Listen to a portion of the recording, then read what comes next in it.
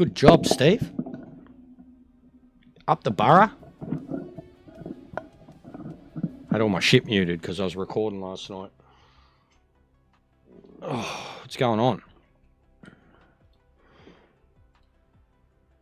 All right. Now, if the timing's right, the GT race should be in like half hour. Not much, mate. AJ? Just gone done watching, so I switched over to you. Have a good day racing. It's been a boring day here in the States. Watching Bar. What's Bar, bro? Oh, Boris, you mean? Big ups, big dog. Welcome, bro. Jimbot. Been seeing you about, mate. Good night, AJ.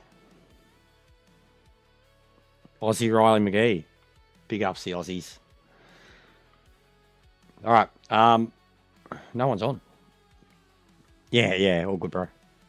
Bro, I got a brand new phone. My predictive text is the worst thing I've ever. It's the fucking worst. Some of the things it's done. Love you, Ash. Love you, Ash. So yeah, GT Endurance Cup. I want to do this because I've already got my GT1 points. So 34 minutes, still that one. Yeah, go to bed, AJ. Big ups, Ash. You're a legend, mate. What's going on, Raiders? So yeah, we want to do the GT at Spa because we've already done plenty of the GT1 at Spa. Big ups, Boris. And we're horrible at this MX-5 one. We need to get better at that. Horrible at it. I should be close to leading this. I need better points. Spewing on the round one. What are you doing, Ash? What are you doing, mate? Hit up me PayPal, lad. Stop giving YouTube your money. Thanks, Boris. Big ups, mate. Alright, I haven't even done the shares yet. So I'll run some laps at Spa. Because I haven't even driven this car there once. GT Endurance? Alright, mate. Yeah, sweet. We'll see who's around. See if Drew's around. Got 35 minutes. We don't want cars on.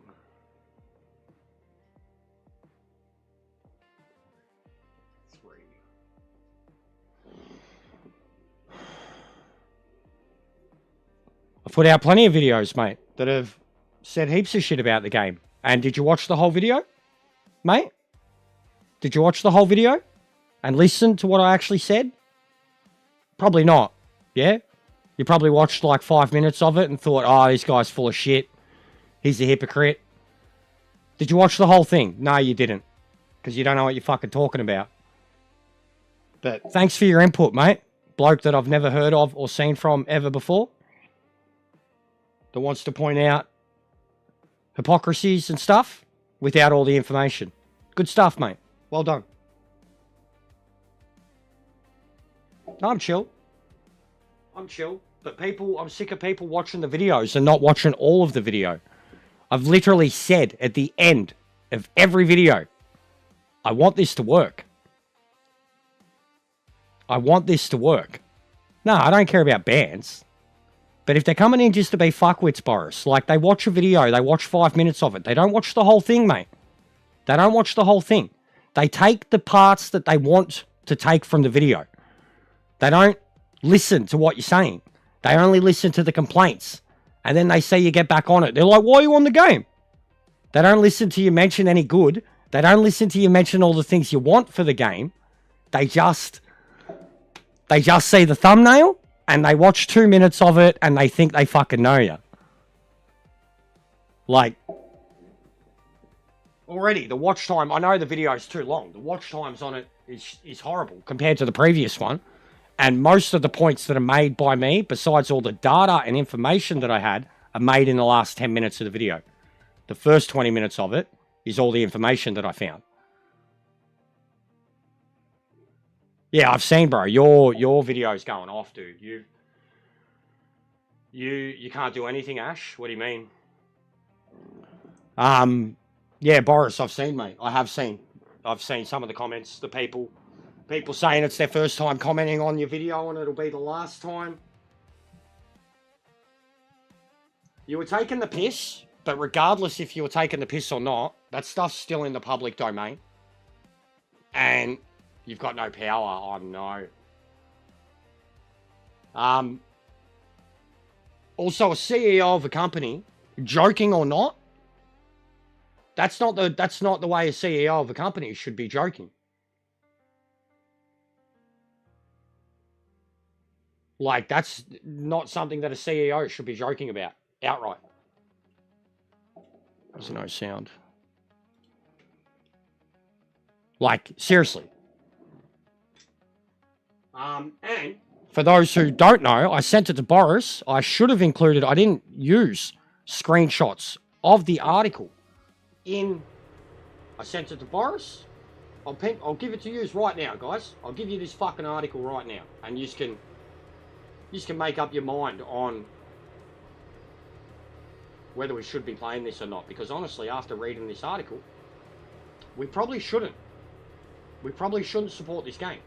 And it has nothing to do with the actual game. It's just got to do with the people developing it.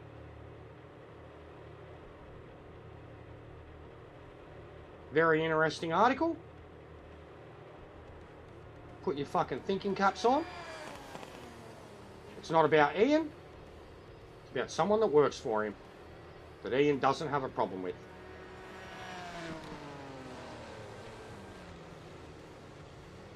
But for anyone that's doubting what we're saying, or the information that we're pulling up, this is all on the public forum. You can find this with a quick fucking Google search. But this was one I found last night. Not anything along the likes of what Boris found, but I did find that.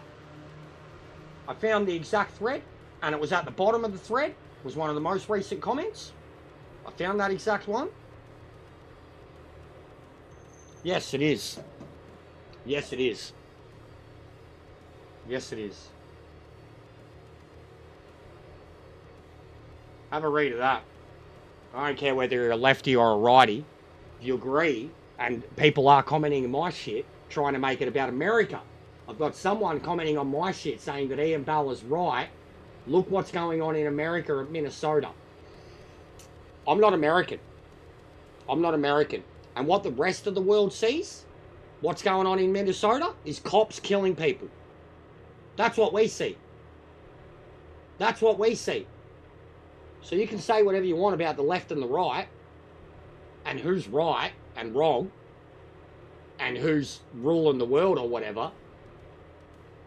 But if that's what you think of the left, and that's what's happening over there, and you've got an extreme right-wing Nazi ruling your country, they're both as bad as each other.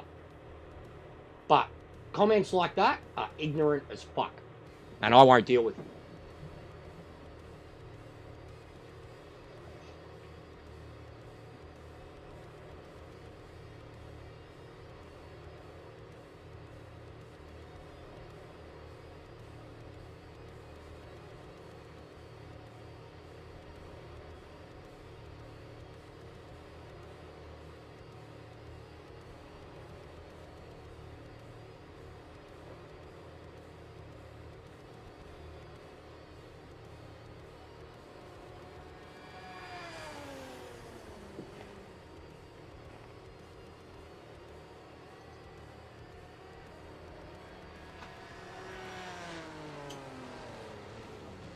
Alright.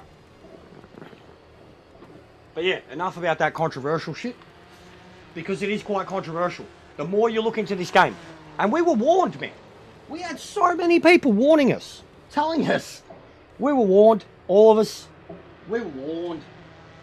Long before it came out. Long before the hype kicked in. We were warned. There were people that were like, nope. Nope. Not supporting. Won't support. I didn't know enough about it, and I admitted all of that in the video yesterday. I didn't know enough about it. I was gullible, naive, and I just wanted another racing game. I'm a console pleb, mate. We're mushrooms. You feed us shit and keep us in the dark. I was naive to all of it.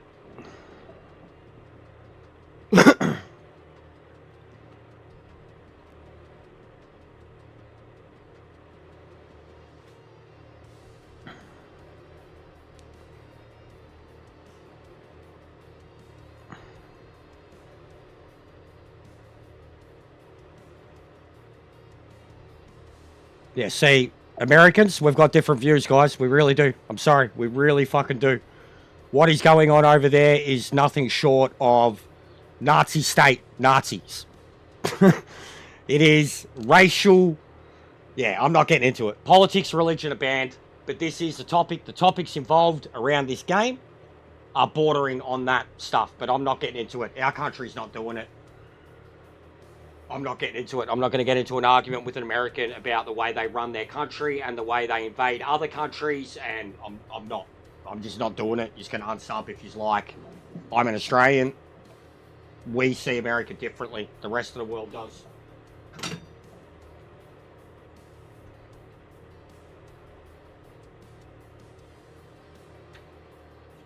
Like, if the reaction to the Super Bowl yesterday wasn't enough, that it's just outright fucking racist shit. Trump, Epstein files. He's trying to bury him now, isn't he? He's trying to bury him now. 0.5%, he said. His name is mentioned less than 0.5%. There's like 3 billion words in the files, and his names are mentioned about 40,000 times. It's a lot more than 0.5%.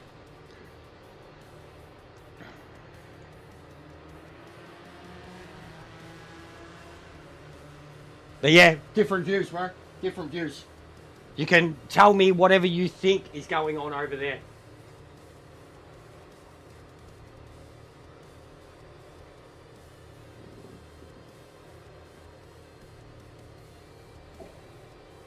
I really don't care for racist shit. I really don't care for redneck shit.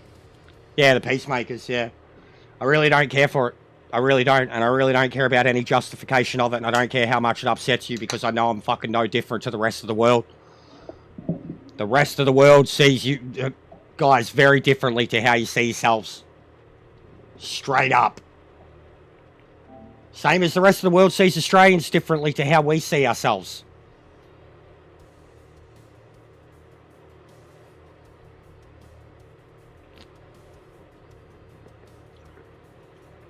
Anyways, fuck talking about American politics. The reference in that article to it, and the people referencing it on my YouTube, we're talking about Ian Bell and someone who works for him. Why are people talking about the left and the right in America? When we're talking about an Englishman and some European who works for him. Why are we talking about the left and the right of America and what's going on over there? Because they don't even know the fucking left and the right anymore. They're so left and so right that that's all there are. There is no in between. There is no middle ground. There is no common ground. There is no ability to actually fucking see things from a different point of view. It's just my way or the fucking highway on both ends of the spectrum.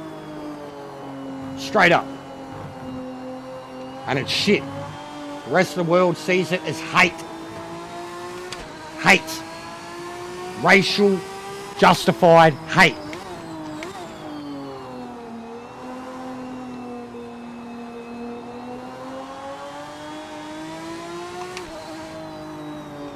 And the left and the right shit, it's why we don't talk about politics.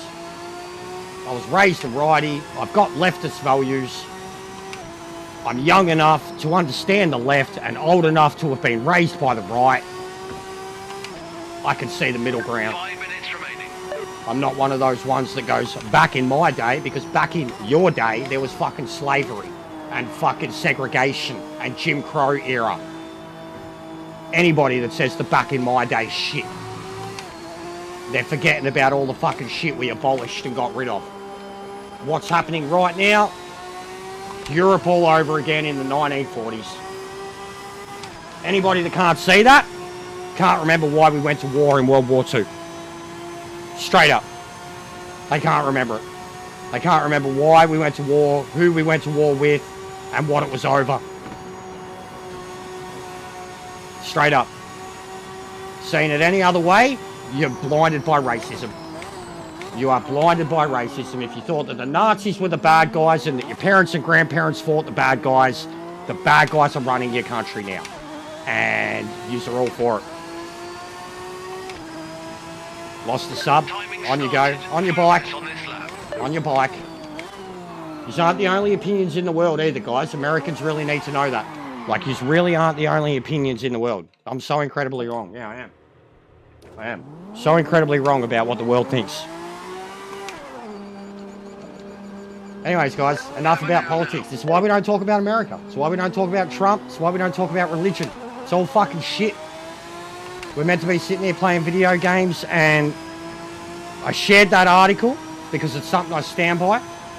And then the people that are like, he's right, you know, saying, like, all right, Ian Bell's right. Go back and read that fucking article and read the things that he said. The left and the right. He's right about the left or the right, but the things that he said, the horrible, homophobic, hateful, racist things that he said, he's right. Okay, fuck off. Leave now.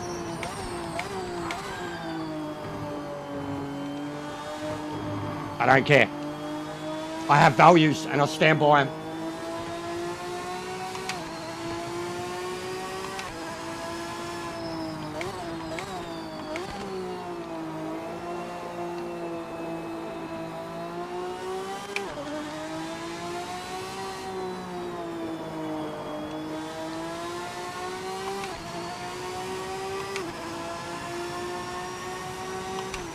Haven't said anybody's wrong or right, mate.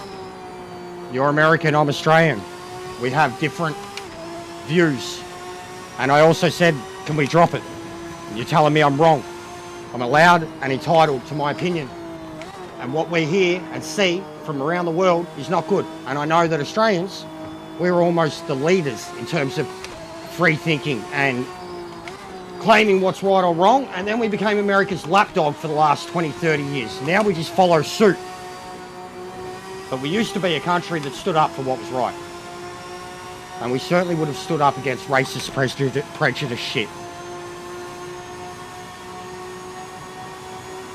And we've got our own horrible history with it. Our own really fucked up horrible history with it that we ignore. And Australians over here still continue to ignore and turn into a racist thing. It's not fucking good. It's not fucking life.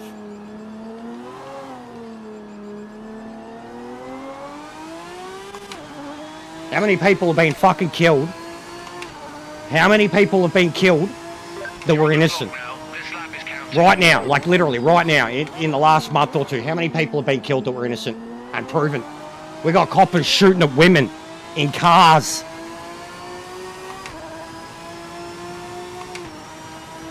Come on. But I'm wrong. We're wrong. We're so far from the truth. Civilians getting murdered. We're done. Because I do. I hate it. I hate the news. Hate what the world's become. Hate that Britain is following America's suit. And Britain has its own problems when it comes to immigrants and stuff. Legitimate problems. Hate that we're all so divided by hate. Snowflakes. Yeah, I'm a snowflake, mate. I'm a snowflake. Because I'm not a hateful person. See you, mate. I'm a snowflake because I'm an ally. I'm a snowflake because I'm not a racist. And I'm a snowflake because I have gay family members. See you, bro. You should have known, mate. Very outspoken. I don't take... Mate, I don't even put my own country on a fucking pedestal, so I'm not going to listen to other people do it with theirs. Check and flag this lap. Wrap it up. Especially when their own country is invading others. And I'm not having a crack at all Americans. Just having a crack at Americans who support it. Justify it, defend it. I really don't care, guys.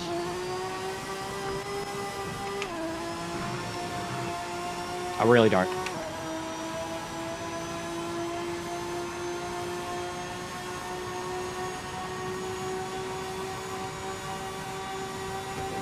It's hilarious too, because like you get judged a snowflake for a political opinion like that.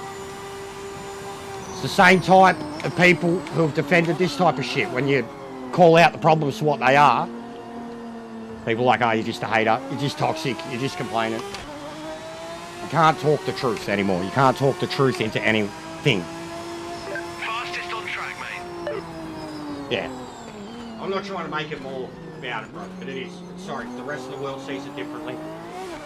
The rest of the world sees it differently. And it's like, it's fucking common knowledge. It's been common knowledge for years. It was common knowledge when the bloke was first elected as president. The world sees it different. I really don't care, though. Don't care about losing a single sub over someone who's going to get upset about someone's opinion. Someone from another part of the world have an opinion about their part of the world based on the news that they get. It's pretty standard.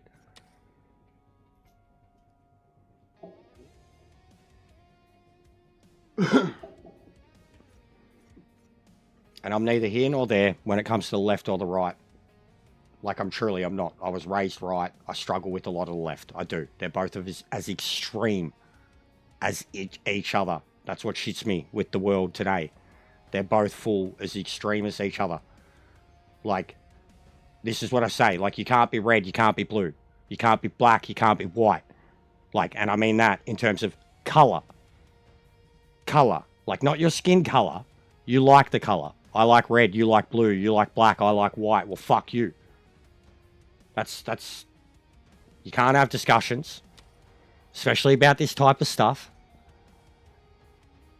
Yes, yes, yes. Exactly. Exactly. You took our freedoms.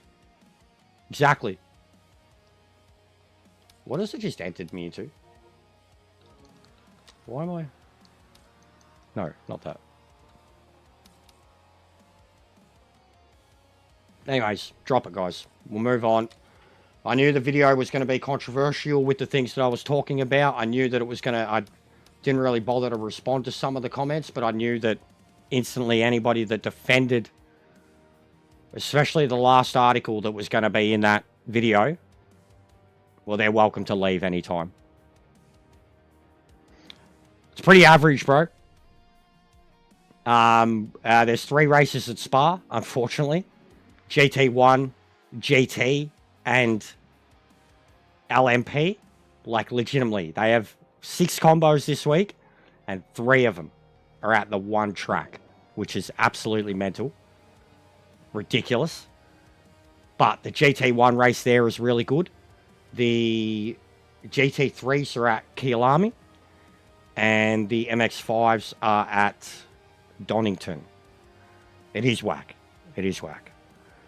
There's one more. The 992s.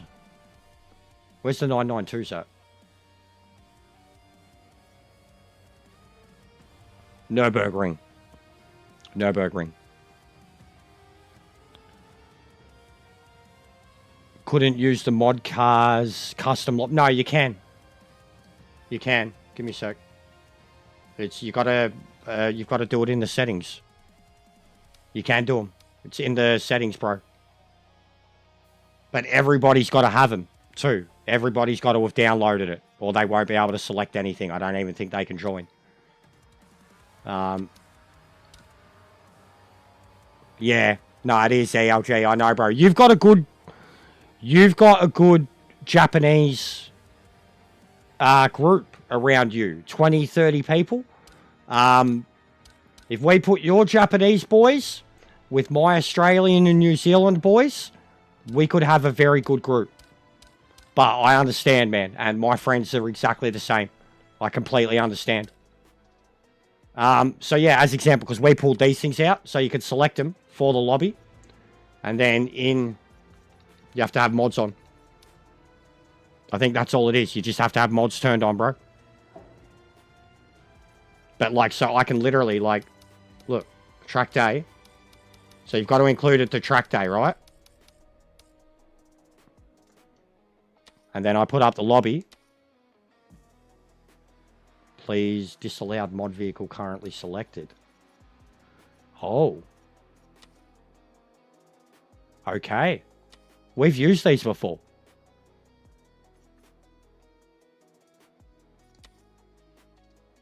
We have used them before. We pulled them out in the lobby. 4 or 5 of us. They were ridiculous. But when they first came out.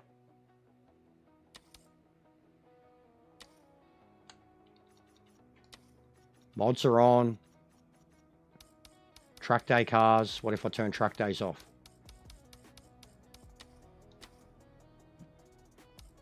You're kidding me. You're kidding me. Is it all of them?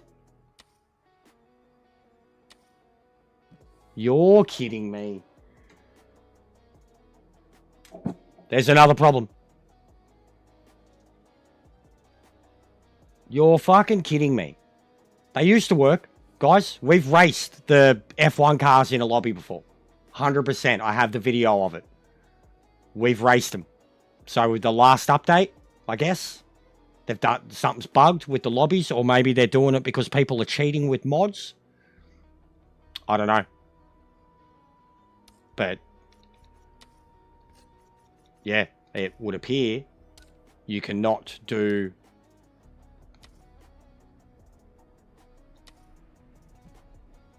you can't pull out any of them. And 100%, bro, I've seen the Praga on track.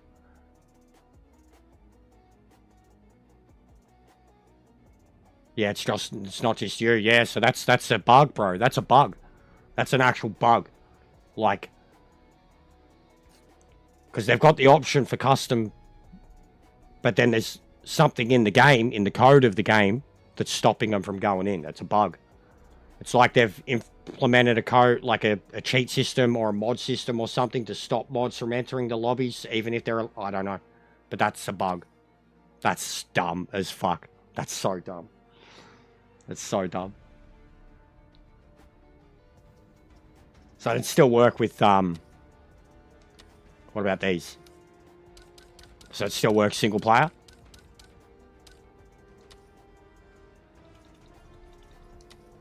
Yep. Yeah, that is dumb, bro.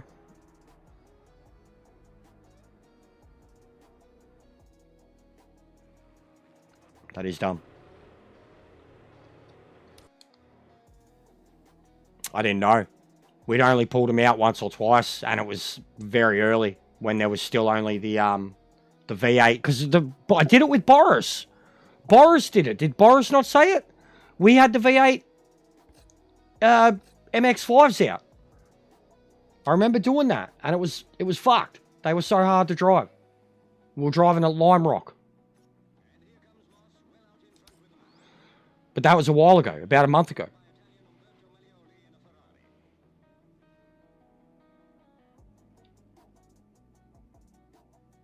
Get onto their Discord. That's all I can say. With any of the problems now, that's all I can say. Get onto their Discord, let them know, and let them not get back to you. Let them tell you they've got other things to worry about. There is V8 MX-5s, yes. They're a lot of fun. The MX-5 seems to be the... yeah, no, they are fun. They are fun. We did like a 4-5 car race in them, and it was carnage. They are fun. You can barely even get them into fifth. They're that fast. They go like 240 kilometer an hour in fourth gear.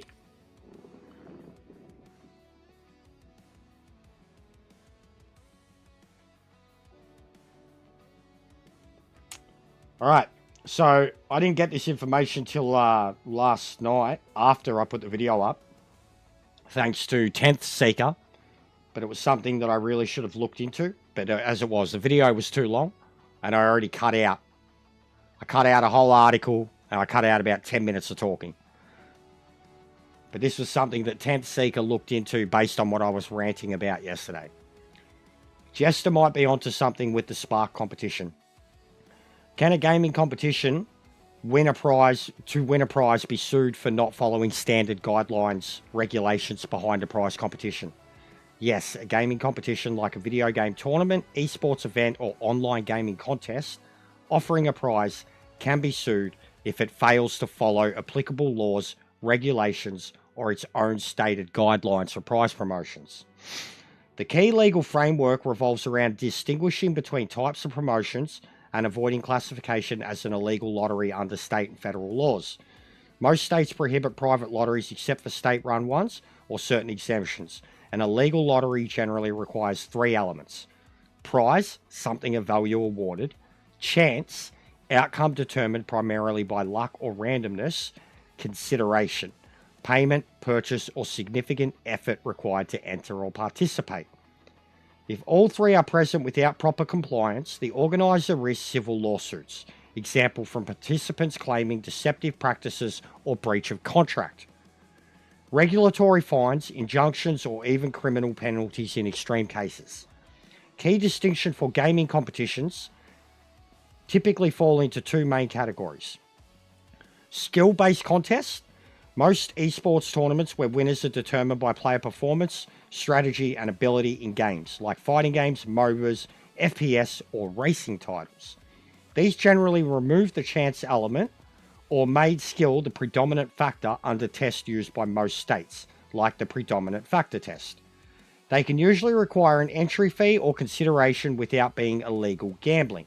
However, if any material chance is involved, example, random matchmaking, tiebreakers by luck, poorly defined judging, or technical difficulties, it could still shift towards chance and trigger lottery laws. Organisers can be sued for not following their own rules, improper disqualification, failure to award prizes as promised, biased judging, or misleading advertising, as the official rules form a binding contract with participants. Keyword: disqualifications. Clearly illegal and probably needed to fund Ian's Colombian marching band powder. That was a comment thrown in at the end by the person who posted it to me, obviously. But the DQs. If material chance is involved, random matchmaking, tiebreakers by luck, poorly defined judging, technical difficulties, i.e., DQs. They handed out a prize for a competition that people were not able to participate in when they were able to participate in, and people were able to participate in it when they weren't eligible to participate in it. Tell me this is...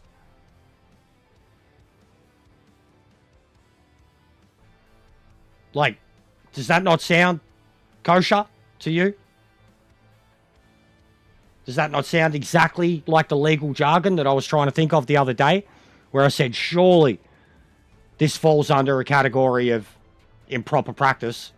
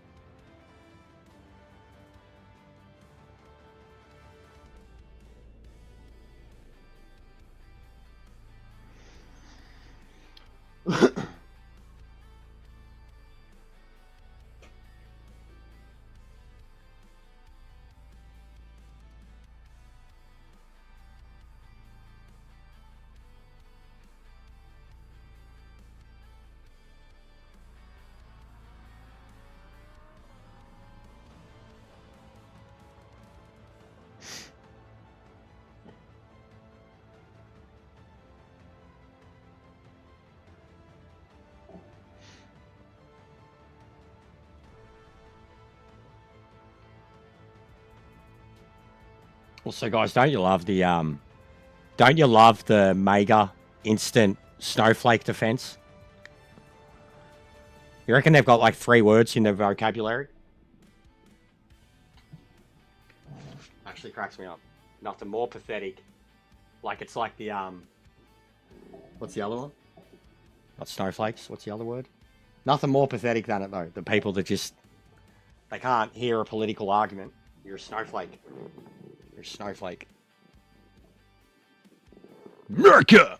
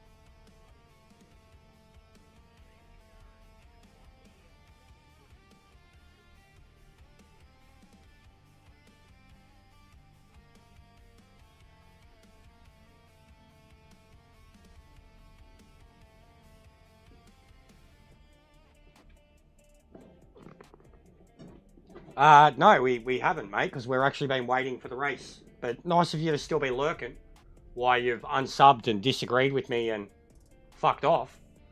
We actually were talking about racing, mate. I just read out a whole statement about the competition that they ran. Slick. Once again, picking and choosing what you want to hear. We're here for the last 10, 15 minutes. We're waiting, mate. We're waiting. Do you want a ban? Do you want to get banned? You've unsubbed. You've called me a snowflake. You've thrown out your insults. And now you're here arguing an invalid argument because we're waiting to enter a ranked race. Do you want to lose your right to even abuse me? You want to flip a relationship this quickly, mate? Because you're the viewer and I'm the streamer. I have all the power in the world. Like, I got no fucking problem, bro. Like, go back 5 minutes. I was just reading a very lengthy statement about gambling protocol, legalities, fuckface. And I come back in and had a laugh about you calling me a snowflake. And you're picking and choosing what part you hear.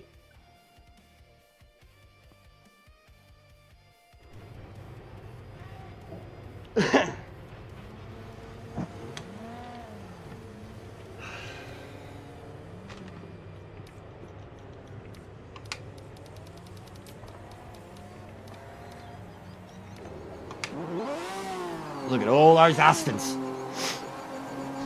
Clear of pit lane. Look at all those Astons.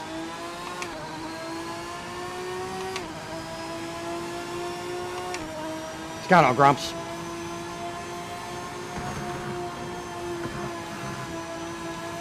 Need to turn the feedback down. All the feedback's cranked up now that I've cranked it up.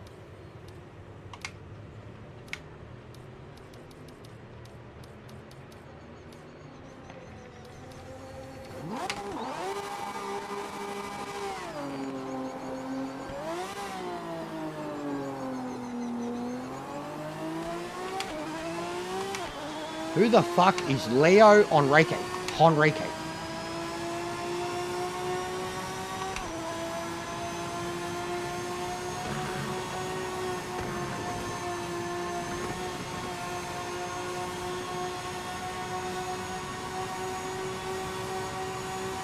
Fuck, I'm not even on softs.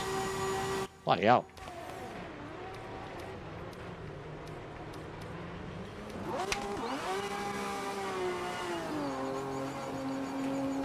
Clear of the pits.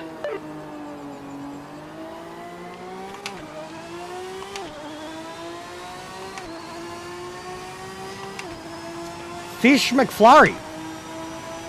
He's an Aussie. Used to play Gran Turismo. VRL though, that's new team. He's an old hat, man. He had dramas way back in the day with South Oz and shit. I remember that name. Fucking hell, that's like 5-6 year old throwback.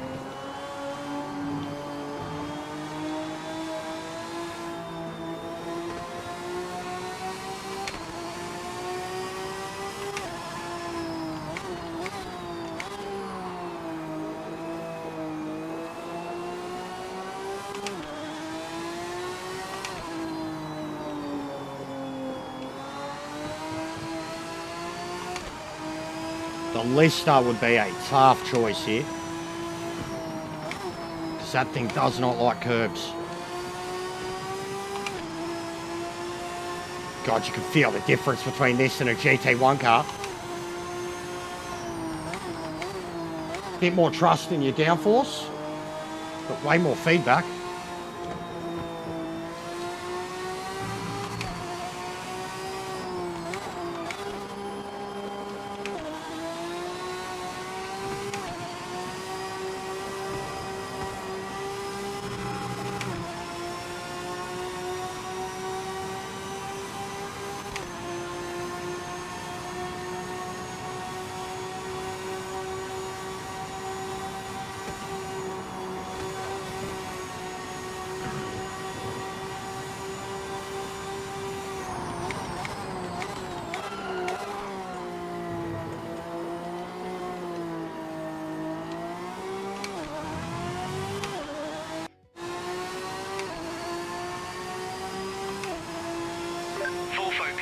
send.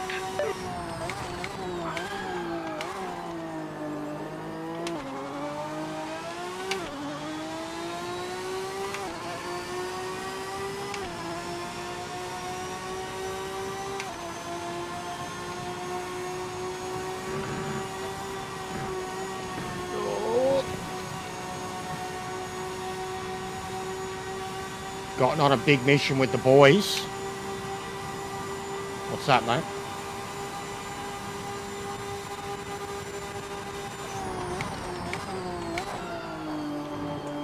What do you mean, all the detective work lately?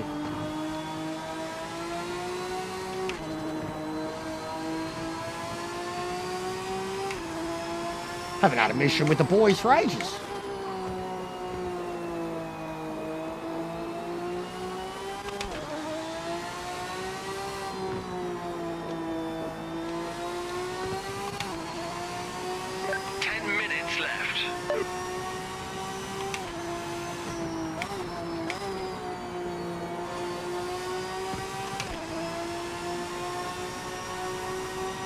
I don't get why this race is longer than the GT1 too. Like, this should have been the short race. GT1's in the middle. LMP's is the long one. Why'd I do that?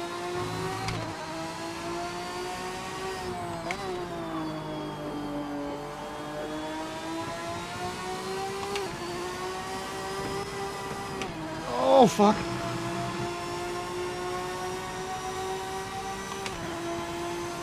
Just quote Big Les. Oh, true.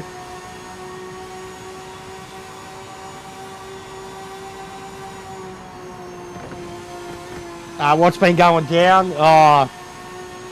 Political arguments. Pandering. Nothing at all to do with the game.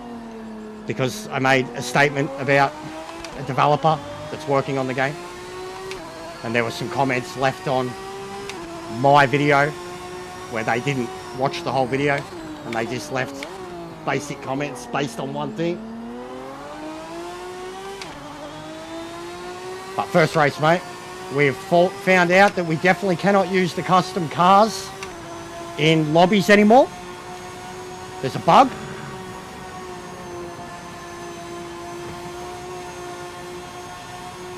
So when you load up the mod cars in custom lobbies, they don't let you start the lobby for some reason, even when you have mods allowed on the lobby. Someone asked me to look into it, and it is definitely a thing. And I know that we could definitely use them before because Boris and I and Ruthless played in the V8 MX-5s together before. So it's either come in last update or some other time, but I don't know when they did it. I know I haven't used those cars in lobbies for a long time because you don't even know if everyone has them. But you can't use them. You can only race them against the AI, and the AI can't even drive them. They are fun, the V8s. I haven't done the VTEC ones yet. We'll probably have a look at it after this. I've done the V8s. I want to put some of those setups into the F1 GT4 cars because they don't drive too great, but if you could put some of those setups into them, they'd be incredible with how fast they are.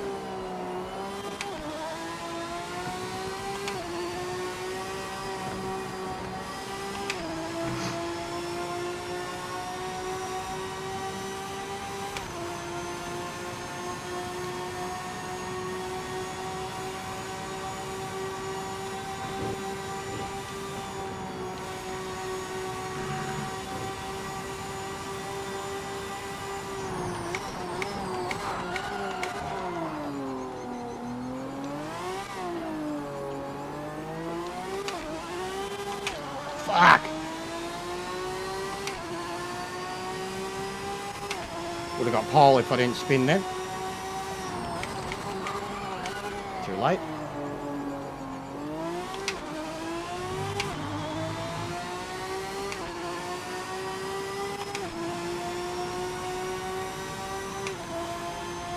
Yeah, then that's probably why then. That's probably why. But see, even the VTEC cars, bro. The VTEC cars are brand new. They were like the most recent added cars. They were added with the last update. So you'd think they'd be up to... Ah, this is ranked, Grumps. This is ranked, mate. Oh, for fuck's sake. Oh, my God.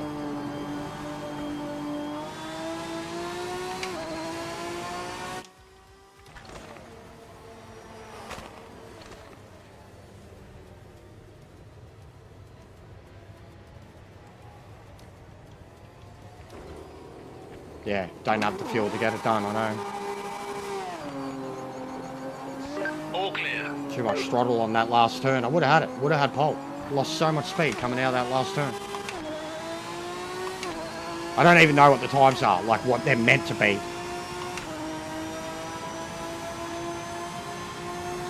Yeah, it looked good. It looked good. Like those, genuinely, bro. Like, that mod is possibly the best career mod that they've ever added to the game. The amount of...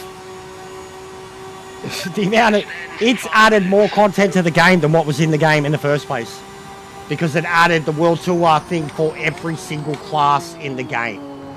Nighttime, daytime, variable weather.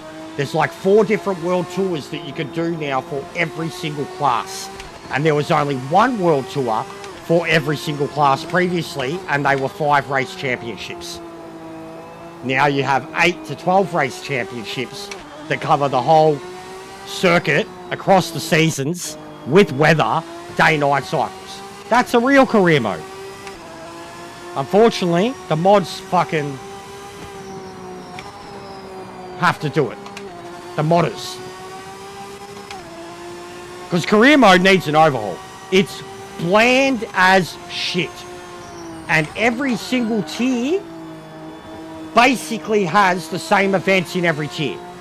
You'll race on the same tracks for the American Championship, like obviously, country championships. 2 in Italy, same for America, etc., etc. But every World Championship, same tracks. Bathurst, not used in any of them. The career mode is the same repeated events for each class. There's no variety to it. There's no difference to it. It's really disappointing.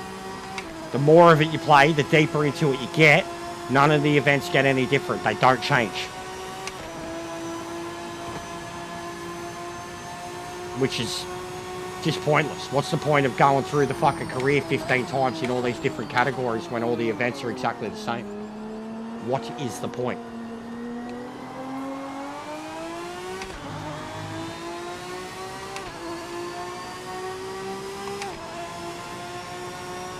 I just don't know how we went from Project Cars 2 career to this.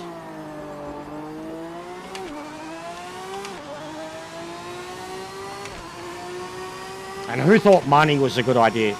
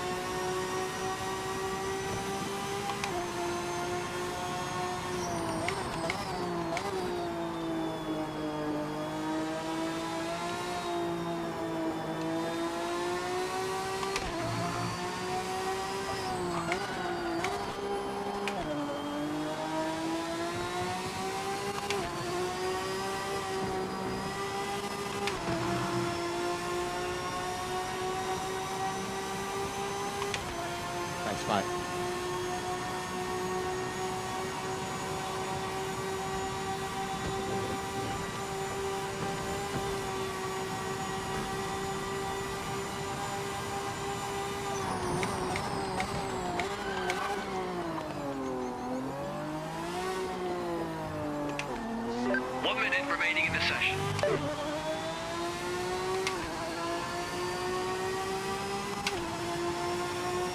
Fuck, he went to 13.3 now.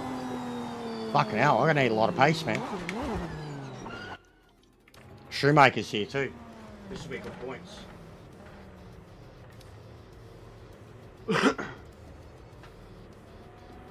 Alright. What are we looking at? 5 litres a lap, 14 laps, 70 litres.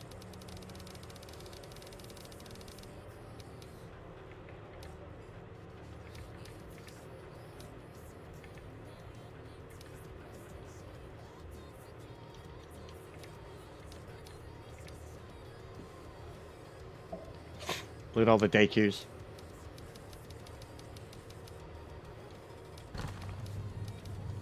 Some of them did make it in though because they ran laps and then they've quit. The guy in the Lister, Fish McFlurry.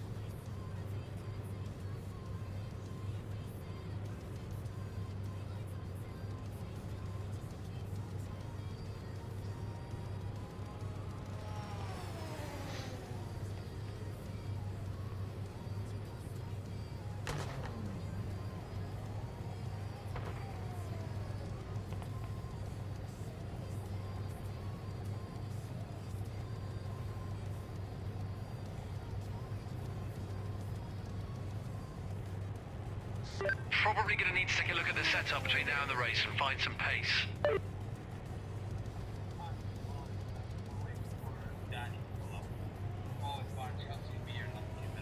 But I'm like, you know what? I was on Carter just chapter a minute ago and he said he's gonna rate me, so I was like, me trying to pull it live as early as I can. And here I am, so big up to every single one of you guys. It's like 27 of you building. Guys, all you have to do is slap the like and subscribe to get me, so it's what it is. Yo, big up Jester, man. Big up G. What are you telling me? What are you telling me, bro? Hopefully you're good. You know what I'm saying? Yeah, man. But guys, listen. You guys know exactly what to do. The Viper's definitely not a meta, mate, but it's a good car. No doubt it's a good car. I really enjoy the Viper. It actually feels really stable. Also, again, guys, It's got a weird rev limiter in it. You don't hit... It doesn't have a rev limiter. It'll never give you the blue light.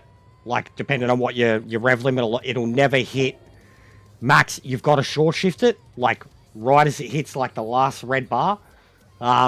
But its handling for what it is feels incredible. I haven't driven it here. I've driven it at Daytona, and at Daytona, it's a weapon. Absolute weapon. Handles the bus stop better than nearly any other GT car in Daytona. But I do like it. It needs a lot of wing taken off to be fast, like the other Viper.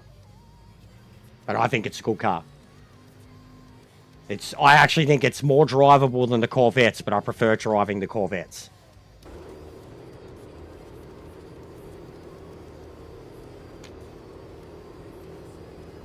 Lambo is very good here too. I probably could have tried that. I've driven the Lambo here in custom lobbies.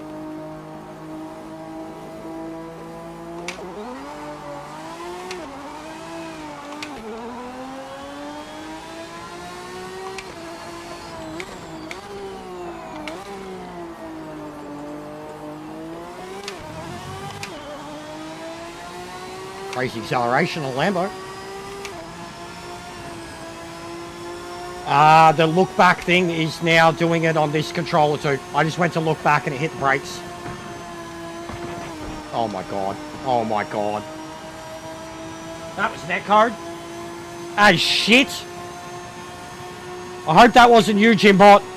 That was netcode as shit, dude. We went up the hill and then I was in you.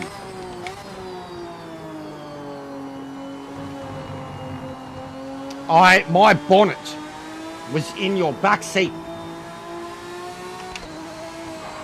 Bro, alright, this is fucked. This is fucked. I can't look back anymore. My look back is L2. And now when I look back, it's braking.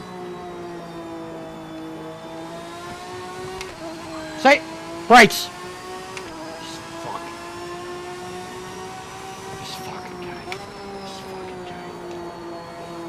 This fucking game. You can't re-sign the buttons either. I was flipping about it the other day. I have 3 clutch buttons and I can't re-sign something to a clutch. You can't re-sign. For some reason, you go to assign your pedal, which says there's R2 on your wheel. You press your accelerator, your pedal, and it still presses fucking R2. That's when I was trying to set up and calibrate the wheel on another account. This one was already calibrated and set up, button mapped, everything. L2 has always looked back for me. Now it's braking when I press L2. This fucking game. They can't even get a control mapping right. Can't even get a control mapping right. My wheel's got like 15 extra buttons and I can't assign any of them.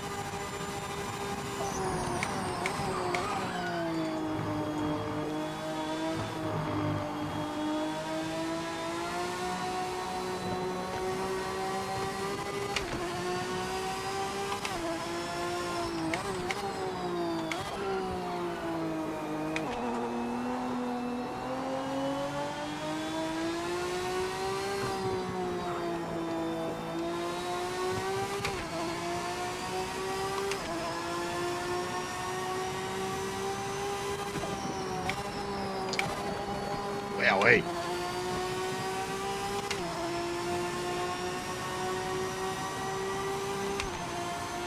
What's going on, man?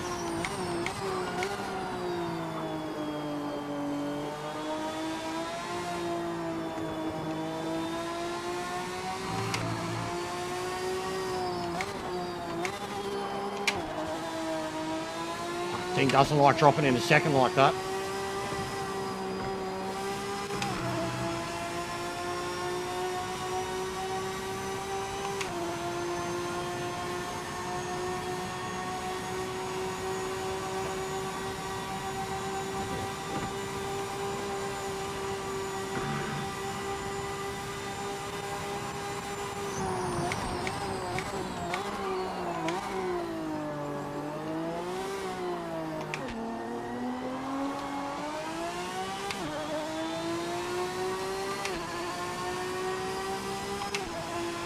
Fastest lap. You're reeling the leader in. Maintain that momentum.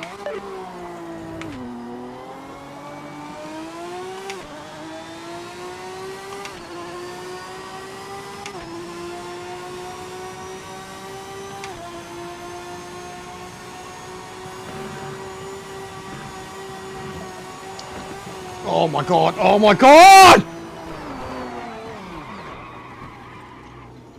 Righto! Whatever. What is going on with this fucking front end?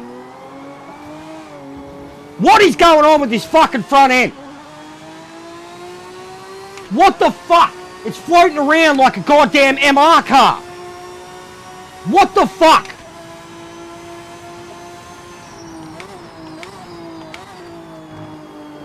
The front end can't do a fucking thing.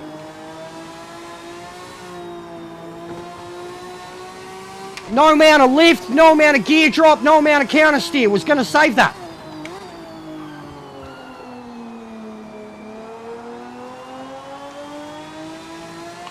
It's like behaving like a fucking MR. The front end, under brakes, under direction change. It's handling like an MR.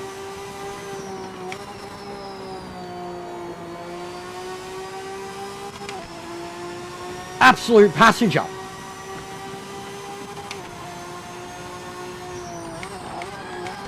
Oh, fuck.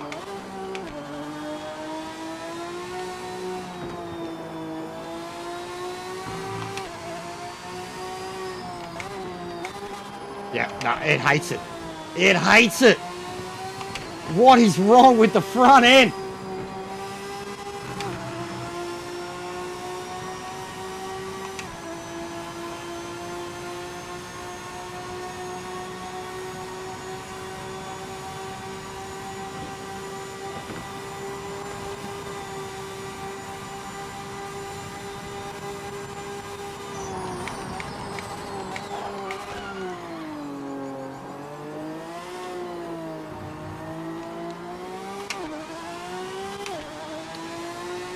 Yeah, I don't know, man. That was... I went up so fast and it just touched the curb a little on the right, and then that was it. I was from curb to curb to curb, just a passenger. And I was really not trying to like overcorrect it, gather it again, and I started to gather it, and then it hit the curbs on the right, come off the wall, and it was just a disaster. And now I've got track limits because of it already. Fucking GG, man. Don't think I should have jumped in this car. Probably should have driven something that's a bit more drivable. Because this front end is hating the way I drive this course. Contention, so pass them now. And I'm sure the tyre's pretty bad too, considering.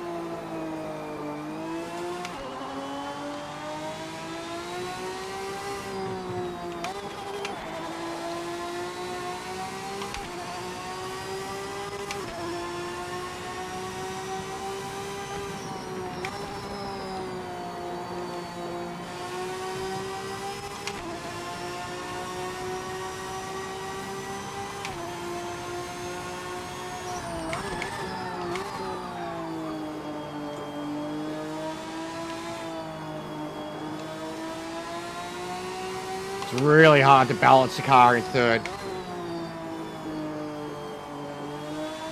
It wants to kick. You really got to gradually apply the power.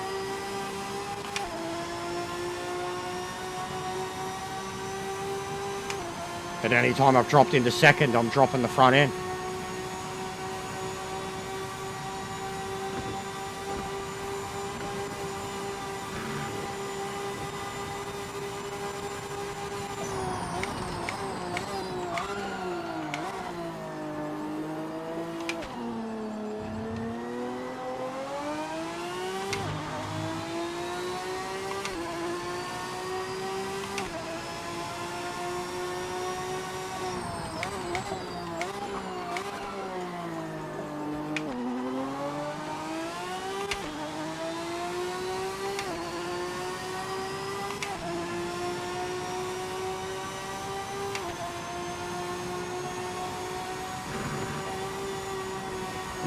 I can't turn into that turn the way I want to.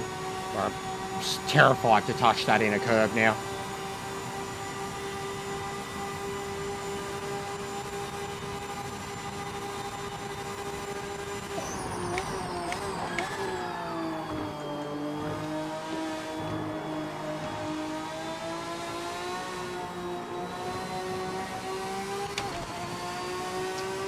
I fucked up, bro. I crashed. I was catching the leader. I crashed going up the hill. Crashed big time, bro. First time I've done this though. I've literally never driven this car here. Driven Corvettes here. I've driven the Lambo here. I've driven the Maserati here. But I've just been so used to the Aston lately. I just jumped in that on habit, and I kind of wish I'd jumped in a Lambo. Because the front end of this car is not appreciating this track.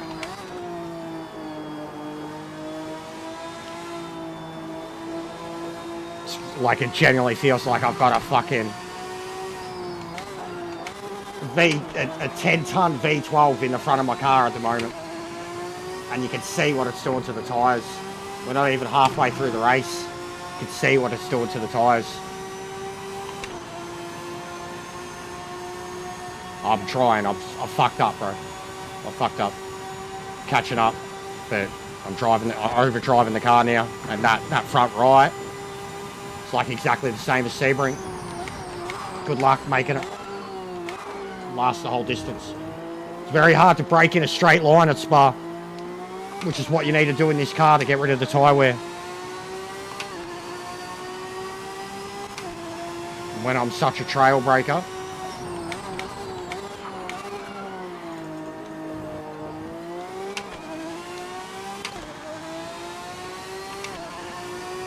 but yeah, I have kept making times a lead. That's why I was pushing hard trying to catch him. Had 4 seconds on me. I got it under 3, and then I crashed big time going up here.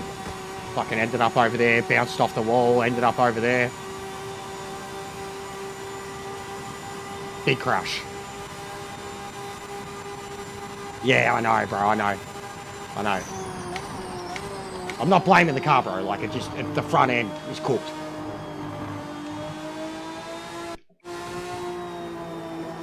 Getting mad oversteer out of it.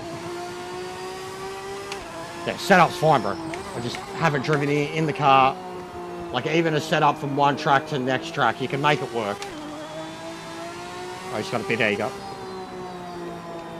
Bit overzealous. Too early in the race. Tyres are a worry, though. I gotta start doing the job that I was doing at Sebring. Get much better on the braking, which is a lot harder to do at this track. It was a lot easier to brake in a straight line at Sebring. Like this. You can almost not do that without turning.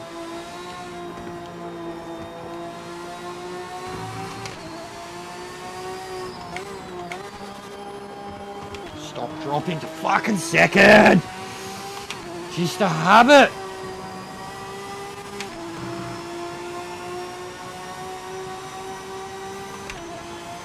And now Pat's taken off too. I can't even keep up with him. We're both catching up to Shoemaker.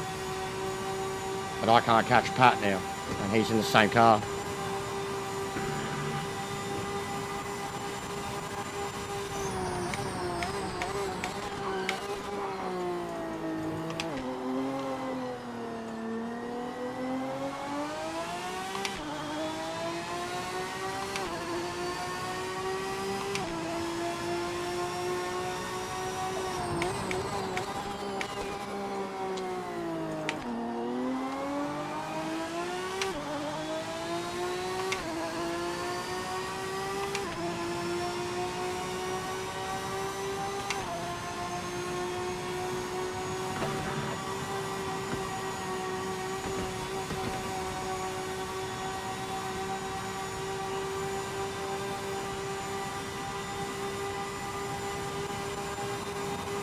That marker up ahead is not for position. Get by as quick as you can. Don't lose any time.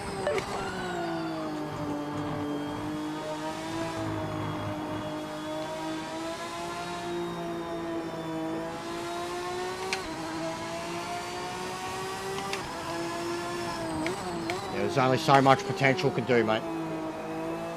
There's only so much potential can do. My concern, and the reason I'm pumping out these videos now, is that the player base is dead. Does not matter if they fix the game if there's no player base. And the way it's going, the actual player base that supported the game, the streamers, they've all dropped off. Yeah, we have raced Kenobi. I've mentioned you before because you're one of a billion Kenobis, bro. Your Xbox, I think? There's so many Kenobis on this game. But we have raced, bro. What's going on? Welcome. Oh, why'd I do that again?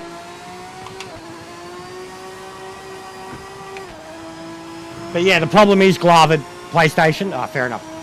The problem is, mate, that the community's disappearing rapidly. You can look up, there are 40 people on average playing this game online. 40 people. Mate, not even a live service game that's only online can continue with that. And this ain't an only online game. It needs more than that. And it's only got 40 people playing online. So there's only so much potential can do if there's no player base. You can have all the potential in the world, but if you've burnt all your bridges, no one's going to care. That's what I'm saying, dude. That's what I've been screaming for the longest time. We've got a league ready to go, but they just won't do anything about it. Like, we've got 3 leagues really ready to go. One for everybody, one for Oceania, and one for the fucking super races. Seeing as what we missed out on last weekend. And with the people we have around us already, I know I would assemble the fastest group in the world in this game. I'd be running last with the people that I would assemble. That would be the sweaty top split competition. The Oceania one would be one where I'd focus more and I'd never have to worry about ping and connections for the first time in the whole time I've been playing this game. And then an overall one would just be something that everybody's allowed to enter regardless of skill level. But the skill gaps would be drastically different.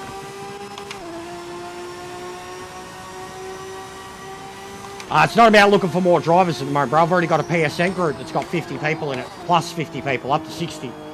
We've already had 40 or 50 people join the Discord. It's not about finding the people, bro. It's about the game. It's about the game needs the platform to work for it. Or I would have already been doing it. 100% would have already been doing it. The platform is cooked. We can't even regularly host 10 people in a race and guarantee that every one of them is going to connect. That's the problem. We could start one, but we'd have to have like a rule that if people don't connect, like everybody, you've got like a three lobby restart rule. If people don't connect or glitch out or whatever, you restart. Do that as quick as you can to get it over and done within 15 minutes. But basically, because every time people connect and then others don't, everybody's got to quit out. Fucking the word's got to spread. Oh, everyone restart. That's time consuming. It's a pain in the ass and it makes people fucking miserable when it comes to the actual just let us race part. You would have to have a cutoff rule 3 times. 3 times you get to relaunch it. People still can't get in after that 3 times, then that's it. But the fact that you would even have to do that now shows that it's fucked. That it doesn't work.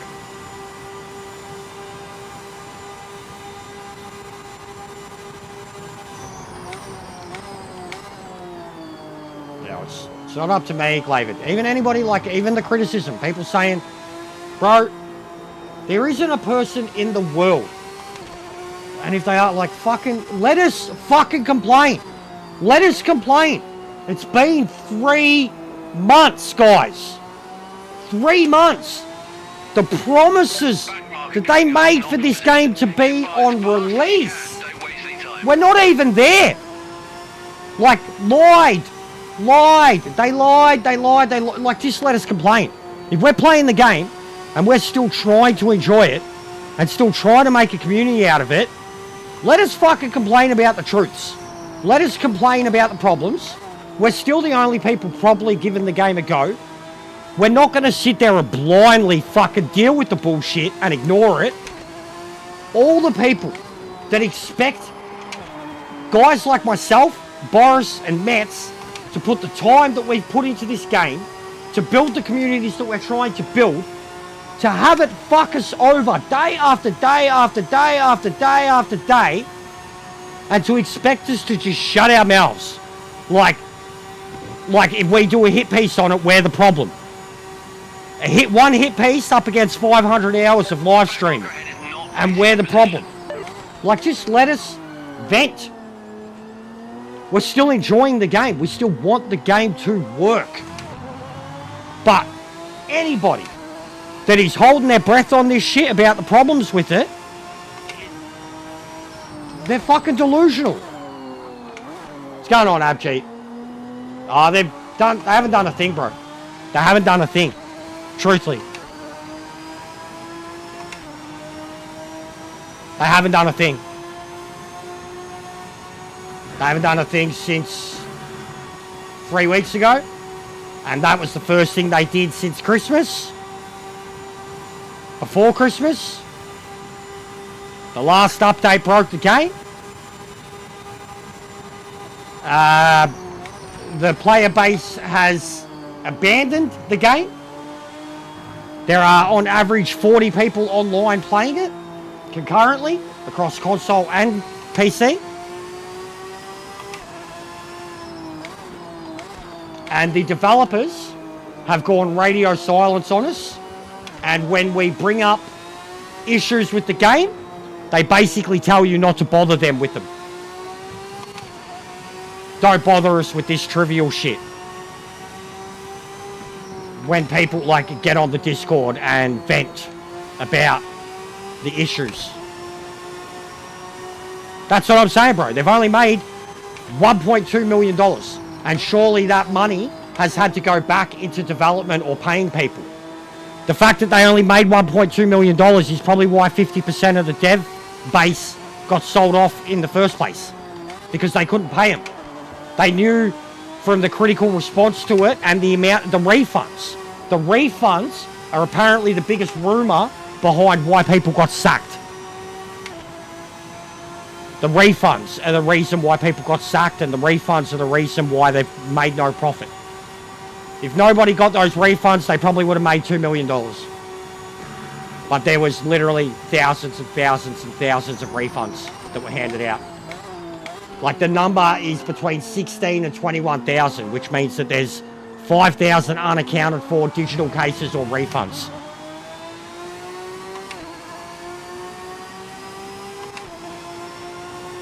But you can literally look up these stats, guys. I included it in the video yesterday. They have sold 16 to 22,000 copies of the game. They have made $900 to $1.2 million. There is concurrently 42 players on average online on the game. Its overall player base peak was a couple of thousand. That was day one. There's a lot more stats, and you can look these up. You load up your PC, you see the stats straight away. And I can find these, you know, through Metacritic scores and shit. They're not going to be the proper logbooks of what's happened, how much money they've actually made and lost, but guarantee at this point, it's nothing but loss. How the fuck, like $1.2 million take home? Surely a game in 2025, especially a sim racing game, cost on average $5 to $10 million to develop. Easily, yeah. I mean, what, AA games that are indie made are getting made for 20 to 40 to $50 million and getting $500 million in sales. Like Arc Raiders and Claire Obscure and all that. They're much better looking games than this. They have much more content in them. And they're a much larger genre. Surely this game still cost $5, $10, $20 million to make. And if it didn't, well, look at it. Look at it. So where's the money? Like I was asking this the other day, where's the money? Who took the money? Whatever money there is. You know, did Ian pocket all that money? Does Straight 4 pocket that money? Does the Farming Lot pocket that money? There is no money to pocket. There's no money. There's no profit. That money would pay the team that they have now. Even a team of devs, $1.2 million, a team of devs. There's apparently what they say the other day, 40 to 50 people still on the team, which I don't believe. I don't believe it at all. Don't believe there was 40 to 50 people on the team in the fucking first place. 40 to 50 people, programmers, IT, six-figure wage, you reckon? Guaranteed six-figure wage? Yeah, that game's profit ain't even paying 10 of those people. So where's the money? Where'd the money go? There is no money. Nobody made a profit. They're in the red. They are in the red. They're in the red.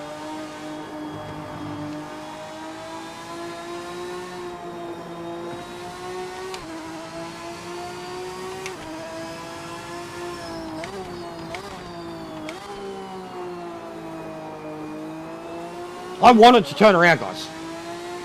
I want them to deliver the game that they said they were going to deliver before it come out.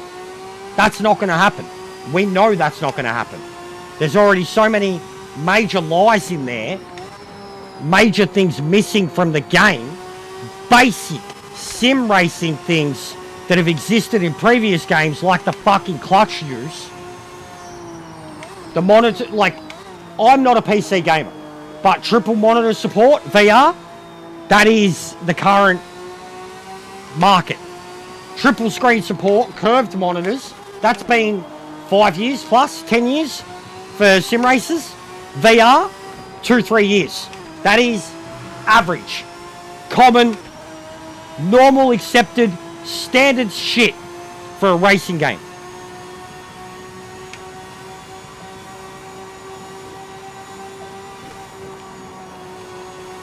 There are so many questions. That video could have been an hour and a half long. It could have been an hour and a half long. I cut so much out. There was so much stuff that I wrote. Anybody who's in my Discord would have seen it. No, I wrote twice as much as what I said in that video. I had to cut so much.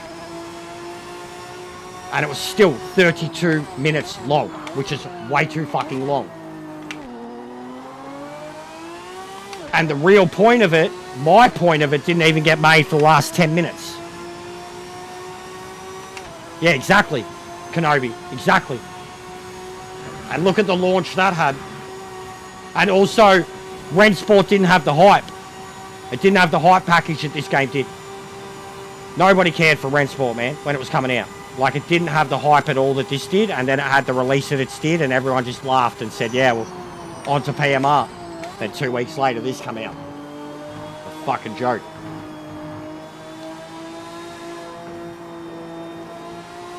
The amount of, it didn't surprise me at all come this, but the amount of hate for Rensport online from people that weren't even having anything to do with it blew me away. And then this game come out. Well, it didn't blow me away after that, because the amount of people that literally never wanted anything to do with this game, and they just did hatchet jobs on it from the start. I wanted the game, but I didn't know the full story. And then as soon as I got the game, I had people in here telling me the full story, and I told them to fuck off. I told them I don't care. I don't want to hear it. I just want to play the game and enjoy it. I ignored it. I wasn't a shill, but I was acting like one. I wasn't a shill. I wasn't a part of no driver program, but I was ignoring outright warnings, and I told you so's, from people that are in the know. From people that are purely sim racers, PC gamers, and they were in the know. And I was ignoring them and telling them to take their negativity elsewhere. And they were just warning us, just telling us how it was going to be and how it was. Just do the research now. Like, this is why I put the video out there. This is why Boris put his video out there. Just do the Google searches. Just start looking into it. And you can't. Like, and then, like, the Nazi thing was the last thing I found. And that's basically what I finished the video on, because I thought, how do I... We've come a long way. We're talking about the game, and now we're fucking talking about Nazis. And how do I justify that? How did I turn this on today? After what I read yesterday? Legitimately. The argument that I just had before. I stand for that shit. I believe in it. How the fuck can I even turn this game on, knowing what I know today? About the developers. About Ian Bell. About shit that doesn't involve video games, but has been said by these people, and Ian says, I don't give a fuck what people believe, just as long as they do their job. Literally, that's the quote. You go read the article. Whether you're a left or a right. If you're a right, you're going to laugh at it. You're going to take the piss, and I don't like that, because it's hateful. It's attacking.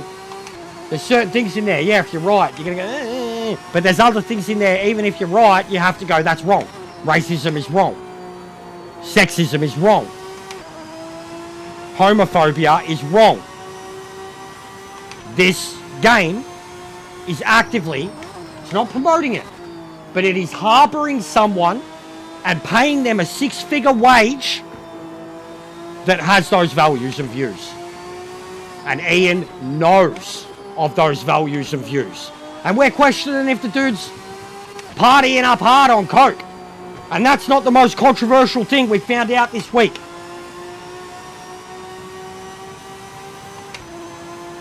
Come on, guys. Open your eyes. Open your eyes, clean your ears out. Go watch the video. Watch the last 10 minutes of it. Don't worry about the first 20. Watch the last 10. First 20 is the proof, though. You want proof and articles and sources, the first 20 minutes is it. Then the next 10 minutes is me saying what I need to say.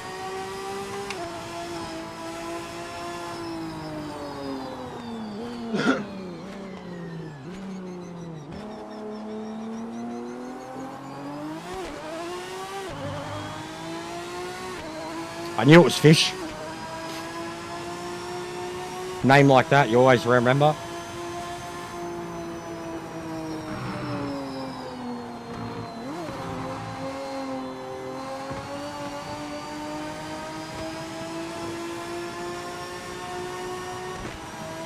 But yeah, it's got fuck all views, so I'll probably even load it up later and we'll watch it.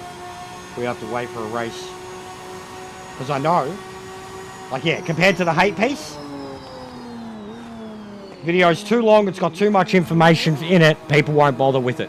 But the information that's contained with it is all fact. It's all the truth. And if you want to ignore that, that's on you. That's on you.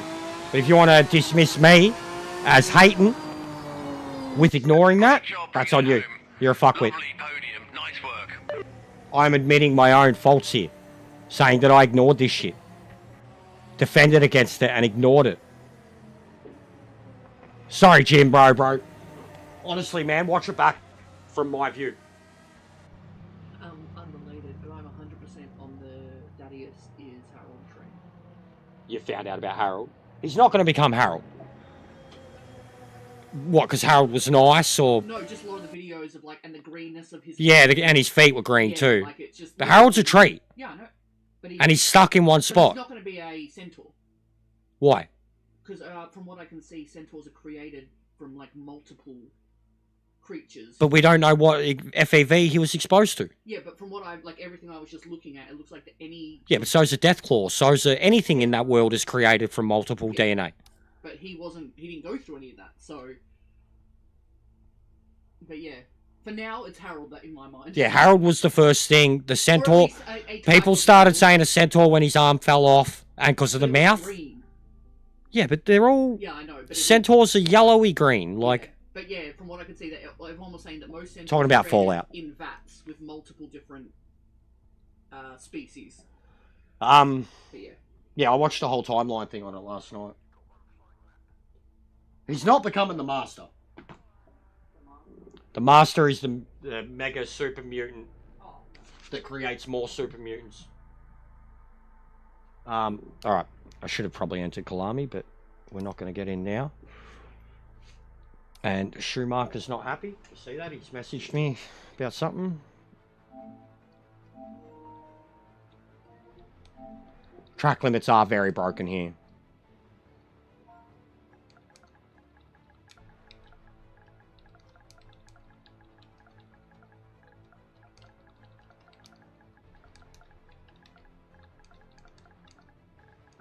And they know about it.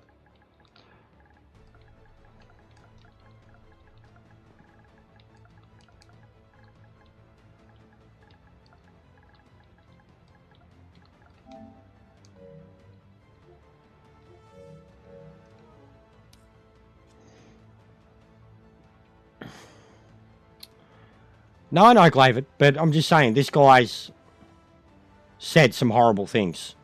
And he's, like, in cancel culture era, too. Like, I hate cancel culture. I do. I hate it. Look at Logan Paul. Logan Paul is one of the greatest examples of where cancel culture should have taken full effect. And it didn't.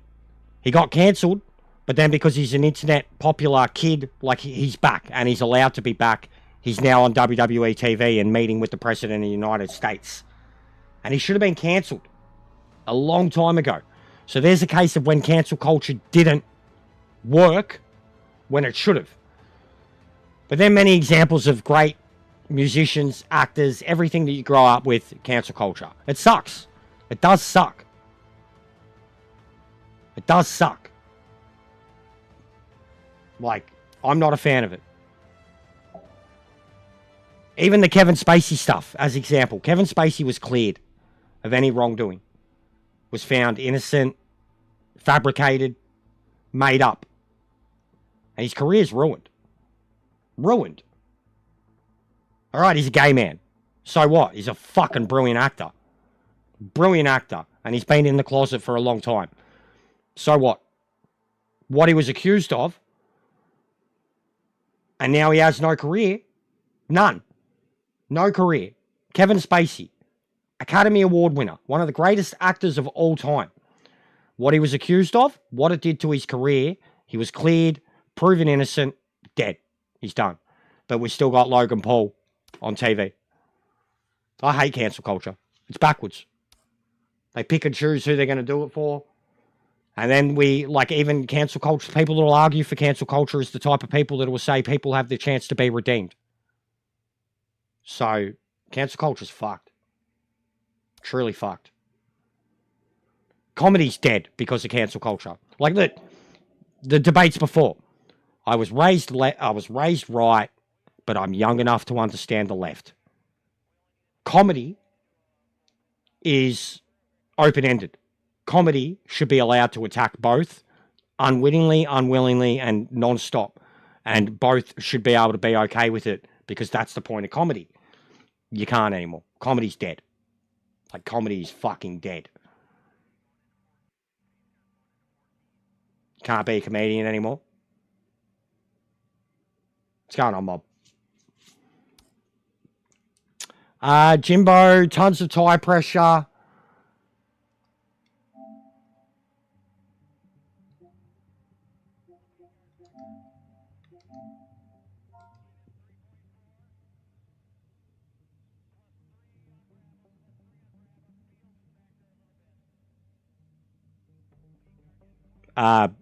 Jimbo, Kevin Spacey is not in Saving Private Ryan, mate. Kevin Spacey is not in Saving Private Ryan. What are you talking about?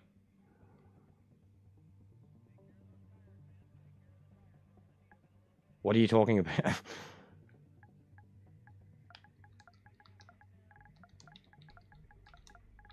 You mean Tom Hanks? Matt Damon? Tom Sizemore? Oh, okay, yeah, okay.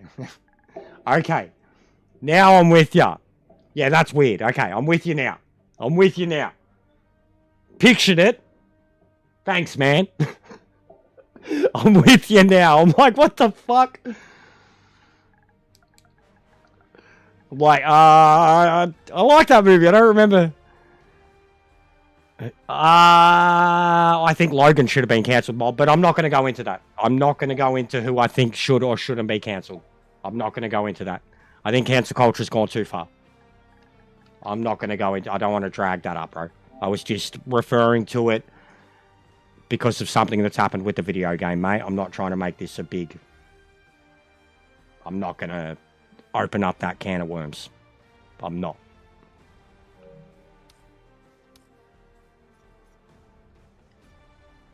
All right.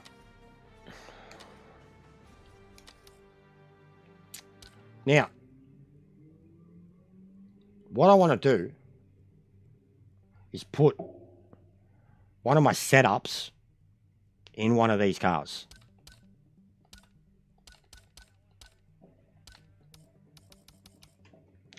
Yeah, if you want to know, Mob, what I'm referring to and why it has got me, and you know what I'm like, you know what I stand for, you know what my values are, like you really do.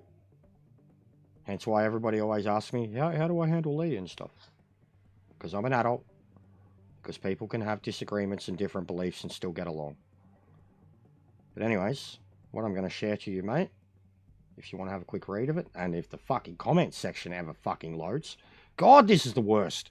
YouTube's cooked on phones, man. I just had to open that stream 4 times to get the comments to load. That's the article, mate. That's the article. Have a read of that. Have a quick read of that. More the bottom part of it. A lot of it's probably not going to make sense to you because it explains history. But things that were said, bottom paragraph, second last paragraph, from there down, there's a lot of stuff that you'll understand where I'm coming from.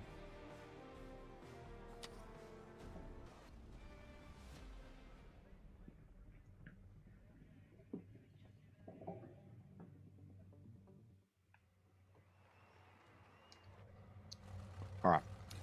So, back in my admin days on Facebook, because I'm not the Joker. Everybody called me Joker. Everybody called me Joker. Because I was doing Joker stuff. I was running nerdy pages. Everybody called me Joker. And I would get these girls, these Harley Quinn fans. I'd get these girls, man. These girls. Guys, these girls. I'd get these girls that'd say things to me. Message me. But they'd say things. And I realised pretty quickly that there was this, like, I'm a big DC fan. I'm a big Joker fan. I have Harley Quinn tattooed on me. But I realised very quickly that there were a lot of actual girls out there that wanted a Joker-Harley relationship. And that's fucked up. It's really fucked up. Really twisted and fucked up. And I thought it was weird that these kinky-ass bitches were reaching out to me, hoping that I would strangle the shit out of them. So I did a lot of stuff to instantly separate myself from the Joker shit. And naming myself Jester was one of them. I'm not Joker, I'm the Jester. But yeah, it was because of Facebook. Being an admin on a Facebook channel that had like 100,000 follows on it. It was just a big nerdy channel. And all the admins had names. Most of them were like comic names. I can't even remember what I was to start with. I think I was Mr. J or something. And then, yeah, the Jester became the Jester because I created my own channel too. No, this is Jester. But yeah, it comes from there, bro.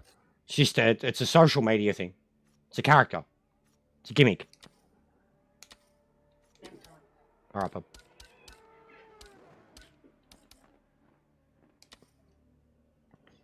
All right. Now, we're going to try and put one of these setups into this car. See how much better it is.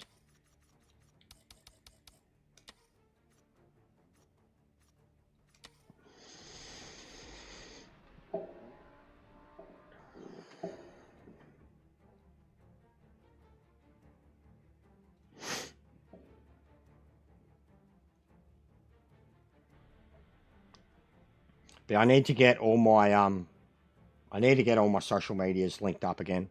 Like I said, I've got a Facebook channel with 4,000 follows. I got a Instagram with over 2,000. I've got this. And now I've got TikTok too. So I need to start bringing them all together.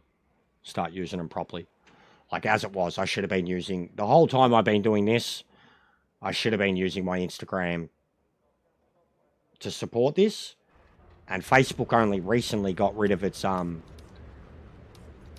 gamer support thing. I should have been doing that the whole time because I had more than enough numbers to meet the requirements.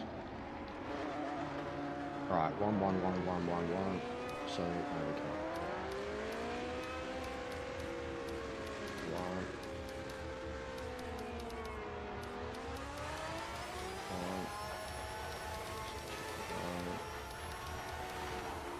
Listen to him.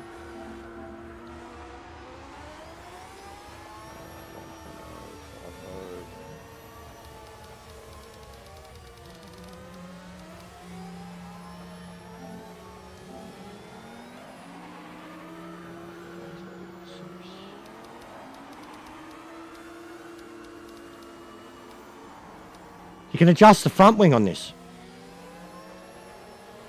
No worries, Glavin. Have a good one, bro. You can adjust the front wing in this, guys. People have been saying about the aero, how you can't change the front aero. It's a glitch, Jimbo. But I truthfully thought it was only for the MX-5s. It's a glitch though, mate. But I've never noticed it with any other car. I just thought it was the MX-5s.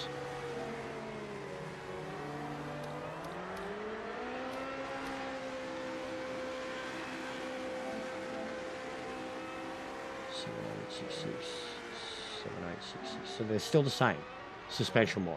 No, they're not. Okay.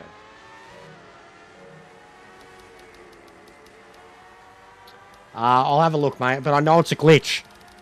I know it's a glitch. I know it's got something to do with going to track, then returning to pits. I don't know what does it officially. It happened to me once. I didn't even notice that it had happened, and someone pointed it out. And then I was like, oh, yeah. So it is.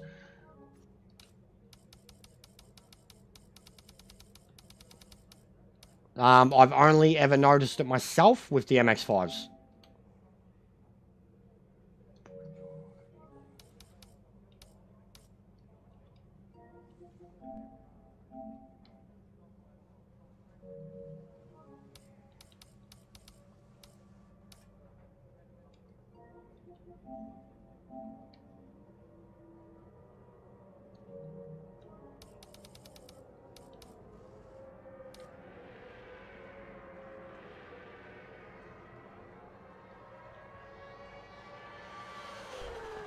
Click forward and back before the race. Yeah, it's a bug. It is.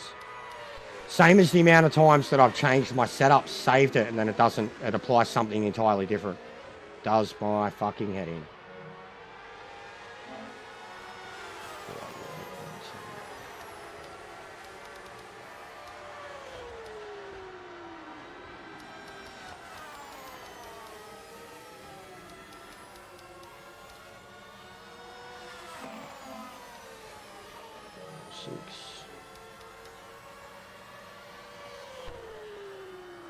No, good bro. I don't even know how long I'll be on, man. I don't have any V cones, anything today. I'm sober as shit. 4-4, 250, 12. 4-4, 250, 12.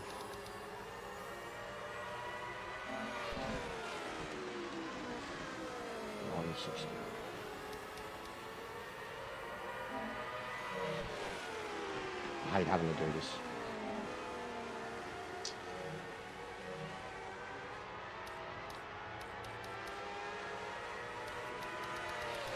Alright.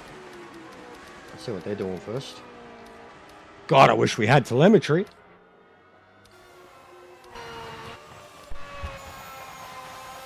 Listen to him.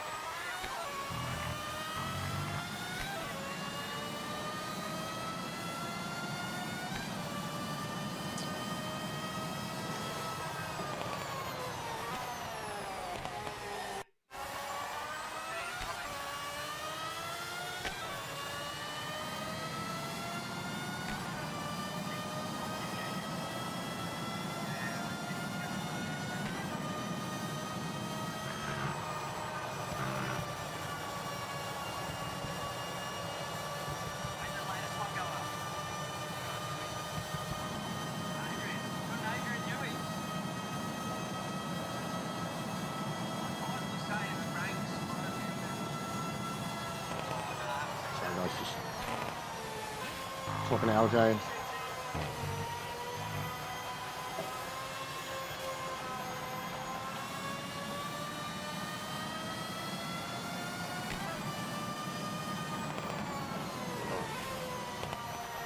What are they doing? 226.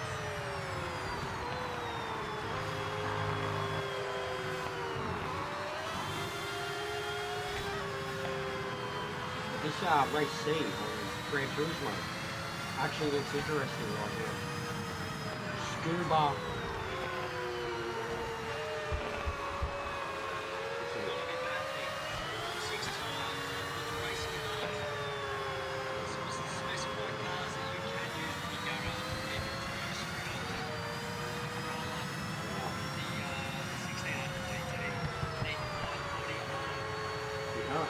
Yeah, I couldn't. Yeah, it's the Angeles.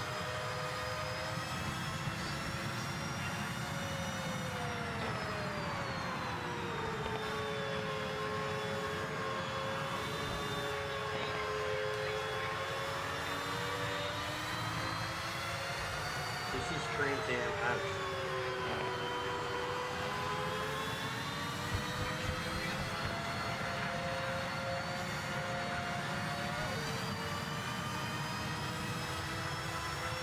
That sounds cool.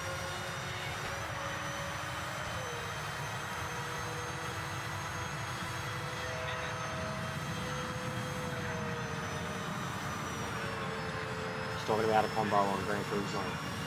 First time in it, like, in years, that they've let you use your own cars. Wide body, fully done up, everything. They've got to have weight on them, like they're not allowed to be light, they've got to be heavy. They've got to have over 240 horsepower. They've got to have a wide body. This is like, it's the exact type of stuff that Gran Turismo never fucking did. That I always said, why don't they do this shit? Full tuning. Full tuning. NAs only. Japanese NAs only. That's pretty fucking cool, man. That's pretty cool.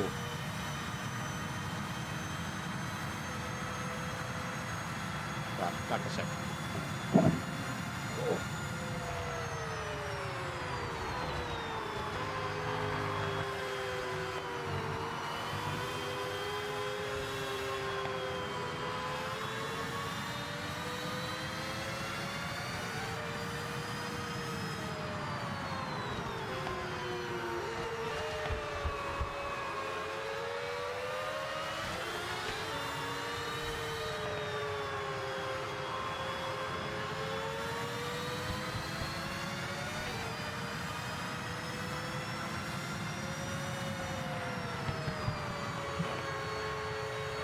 Let's see if this thing's any good.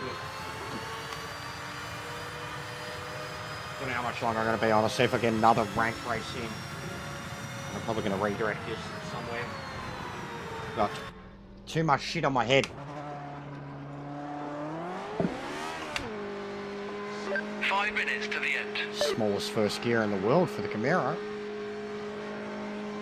All clear.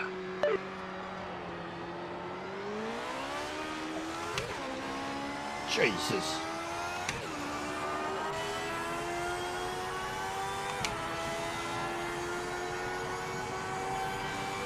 That's a big dash on this thing. Oh, wow. No aero. No aero on the front. I didn't put any. It's got zero wing on the front. It's literally not turning. Look at this. Look at this. I'm like full 90 degrees. Look at that. The front refuses to turn.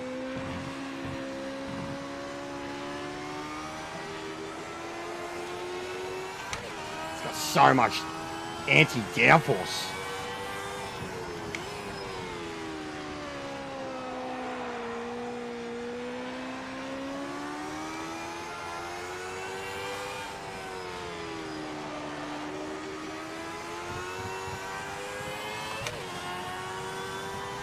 All right, let's see what they can do.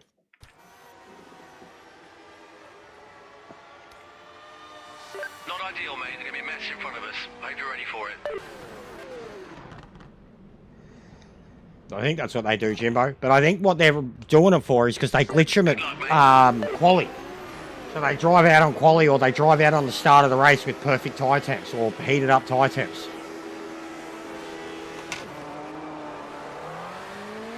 GT, mate. GT is my favourite class.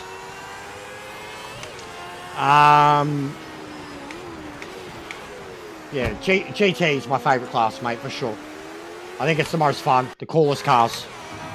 I like GT, I like NGT. I like a lot of the groups, truthfully. I like the GTOs, but the Audi is broken. It's a ridiculous meta. Like, what's the point of the GTOs when the Audi's there? Because it's that much better than the Cougar and the Pontiac and the others. I do love that group, though. All those cars are sick, but I don't like the Audi. It's a full drive. The others are FRs. It's a piece of shit car. Like, it's a hack car, a cheat car. It's twice as easy to drive as the other ones, so what's the point? The Cougar is cool. Bro, the Pontiac, man. The Pontiac's one of my favourite looking cars ever. It's so fucking slow. It's so bad in that group, bro. We did like 3-4 races in a row in it the other day. I came last in everyone. I was trying to Pontiac on all these different tracks. It was so bad. Even at Daytona. It's so bad. I think the only place I can drive it well is Bathurst. But it's disappointing to me, that car. I really want Kenobi to get some GTO setups out. He doesn't seem to have anything for the old cars. It's all just GT cars. Even getting pens on the first lap against AI.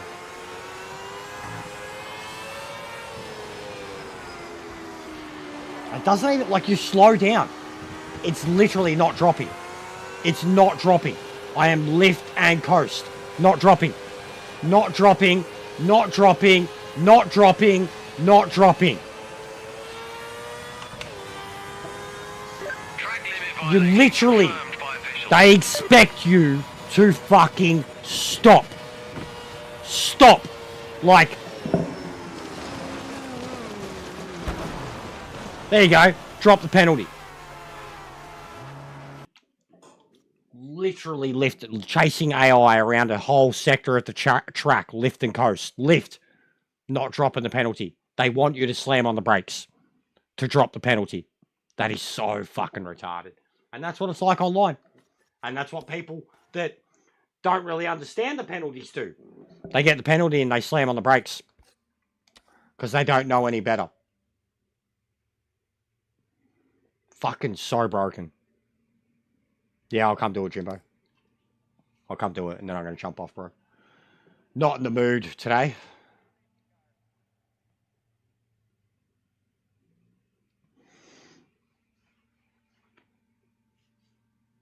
Not feeling it.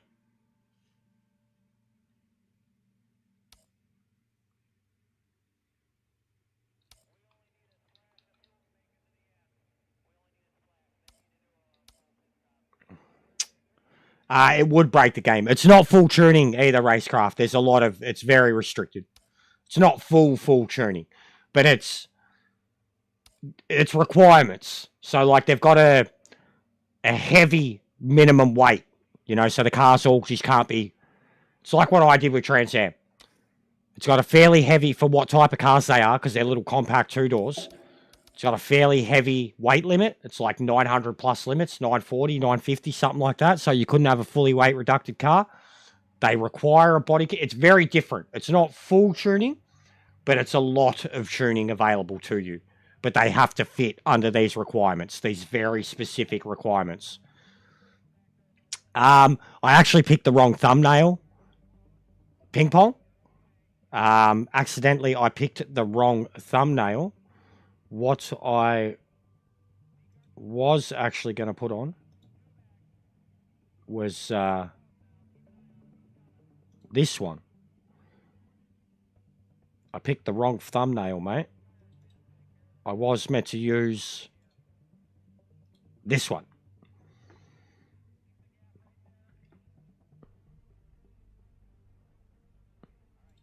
But I used the wrong thumbnail. Because I got too many good ones now. Bro, look at the teeth. The teeth. The teeth cracked me up. The teeth cracked me up. Full cracked me up.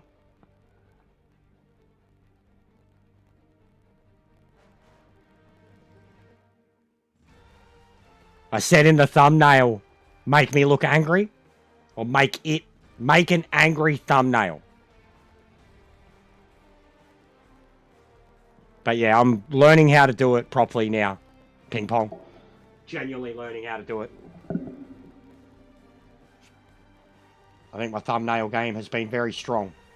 But the real discussion, ping pong, it'd be interesting to hear your thoughts on it too. And the reason that my feelings are changing very rapidly is a lot of the information we're finding out that we could have found out before the game come out. But it's in that video, the recent one I've done. But that article, there's a lot more. But that article alone is why I'm starting to rethink a lot of this. A lot of what we're doing here.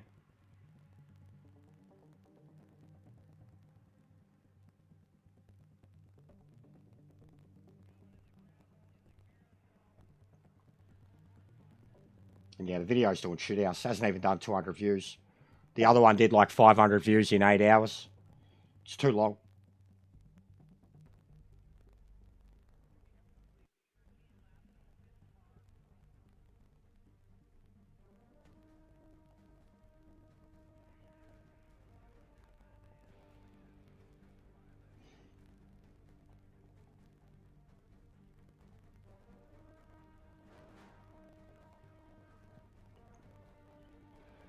And someone commented on it, saying they agreed with Ian.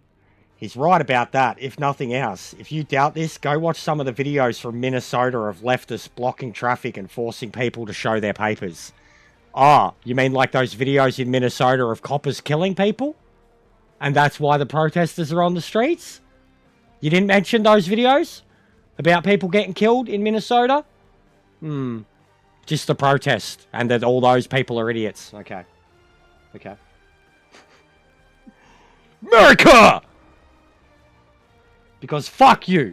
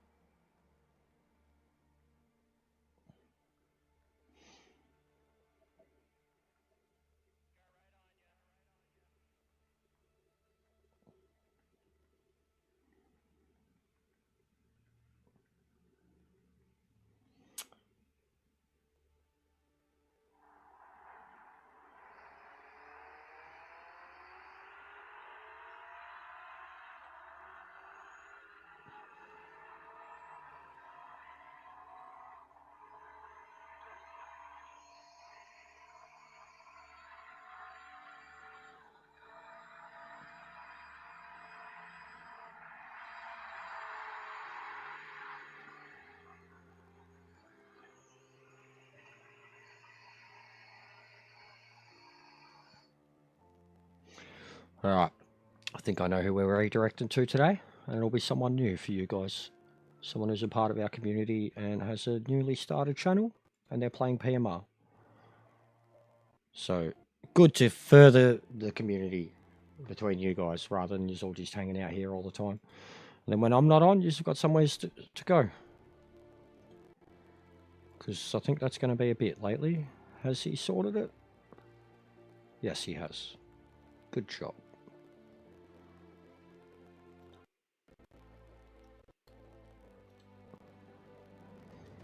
YouTube don't do a good enough job of explaining redirects. Neither to the community, nor to the channels. They don't tell you how to organise them. They don't tell you what they're good for. They don't encourage the community to get behind them. It's pretty piss poor from their front.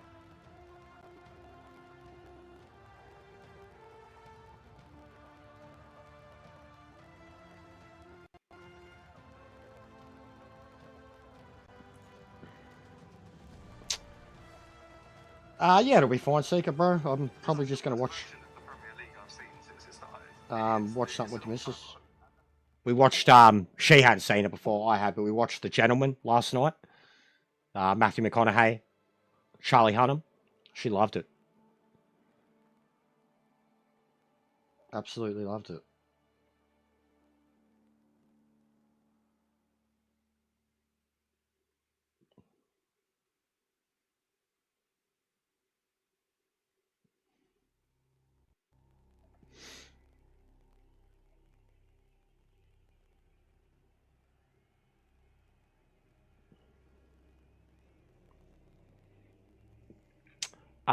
Movies, mate, movies. I love my TV shows too, but more movies. Cinema does more. You can do more with cinema.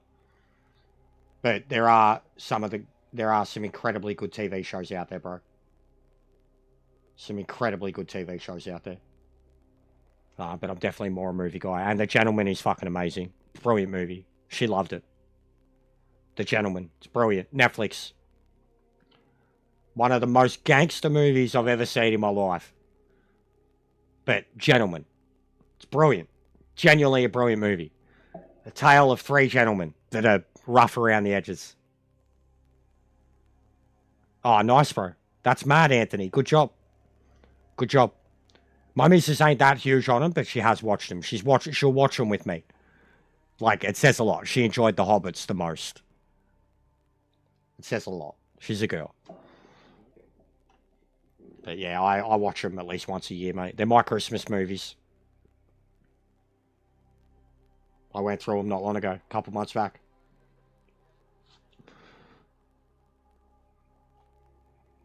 I'm a big Tolkien fan, mate. Big Tolkien fan. Like, I like Rings of Power. Legitimately, I could argue for so many good things that Rings of Power does as a TV show. The people that are arguing against it, I don't even think they've read the Silmarillion.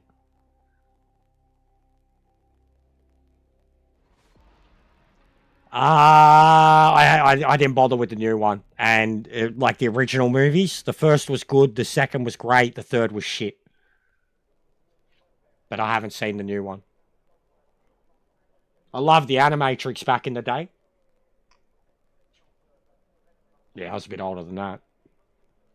But yeah, that was all the rage when I was a kid, bro. The Matrix gone in 60 seconds. That was like everybody had them on DVD. Matrix gone in 60 seconds, Men in Black. 1999, man. That was all you watched on DVD.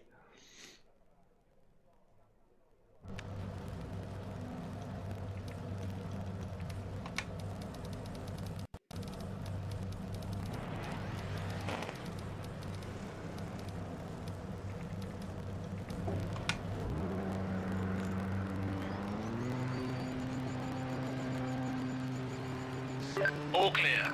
Oh,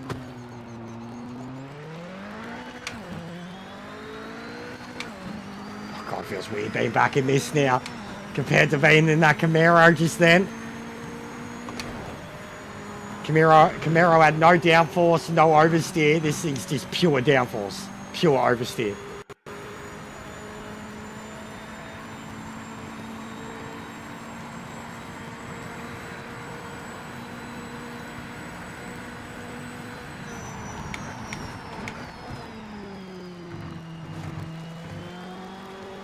But yeah, Seeker, I really wish, bro. I really genuinely wish I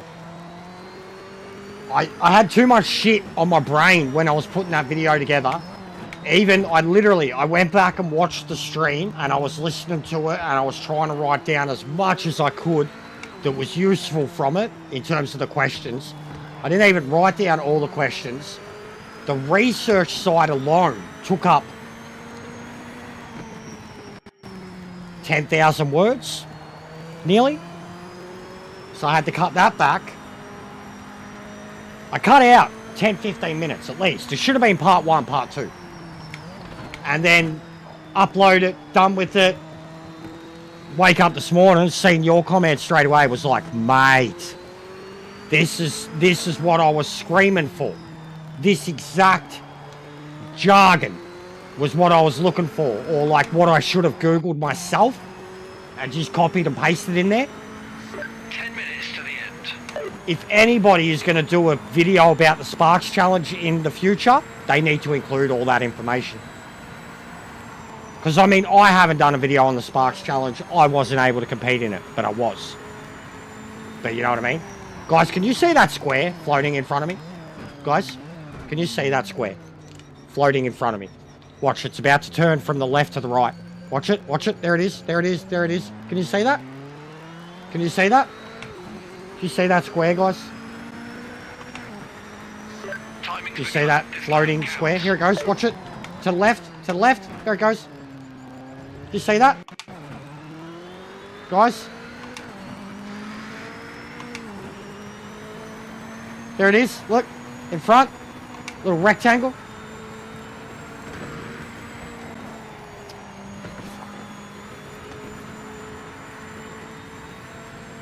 Interstellar is one of my favourite movies of all time. I love Chris Nolan. For the longest time, Prestige was my favourite movie. Then Dark Knight. Basically, Christopher Nolan's probably done 3 of my top 5 movies of all time. And Interstellar would be up there. Interstellar is incredible. Don't go, Coop! No! Stay! Don't do it, Coop!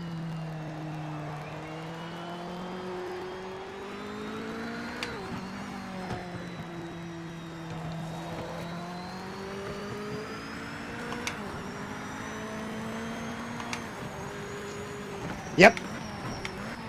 You're getting... I've had that glitch too, Jimbo. I've had that glitch so many times, bro. Literally the other day. Did a qualifying, which was a loaded setup. And then I made some changes to the car, put the fuel in, and then saved it again as a separate setup. And then when I started the race, it had neither applied. My car was 1-1 ABS and traction. My brake balance was different. I didn't have the right top, like, you just couldn't think of a more way of being fucked over.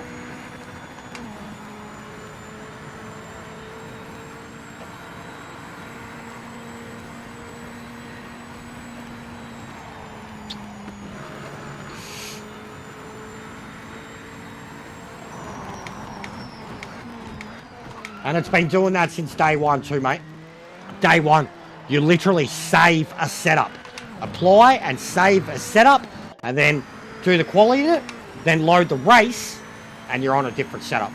Like default or some shit. Don't have the amount of fuel you put in the car, don't have the right tyres on, don't have the right PSI, and certainly don't have the right roll bar settings. But it's been doing that since day 1, mate.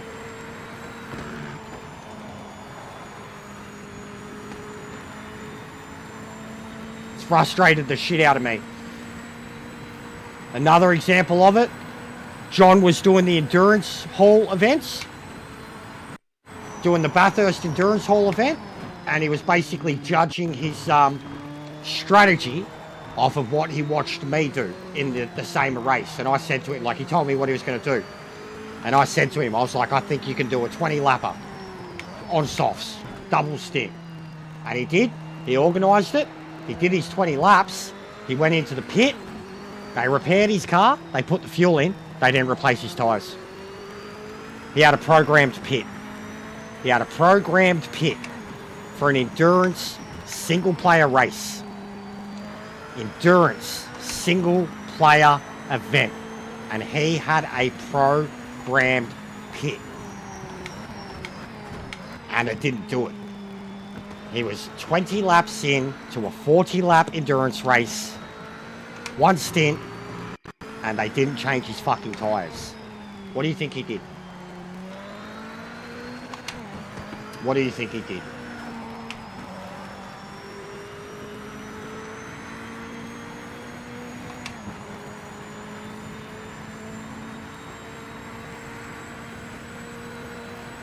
And that was only 3 weeks ago.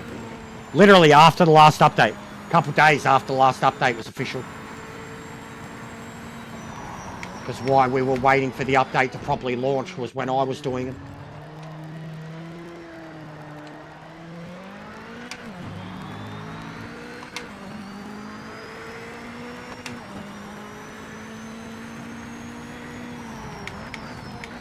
Five minutes remaining.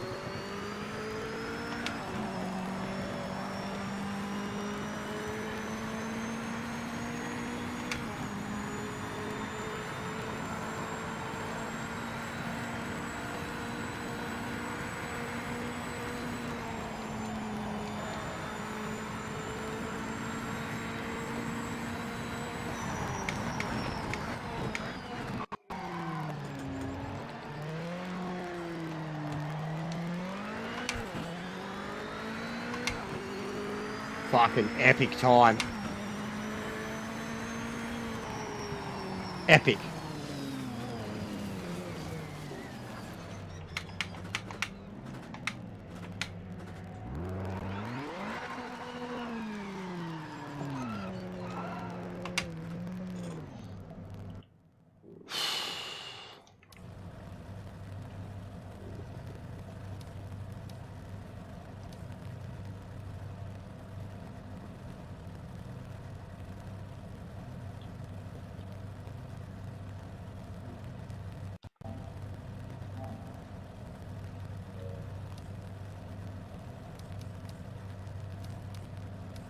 How's the Lotus Seeker? I've never even used it, bro. Not once.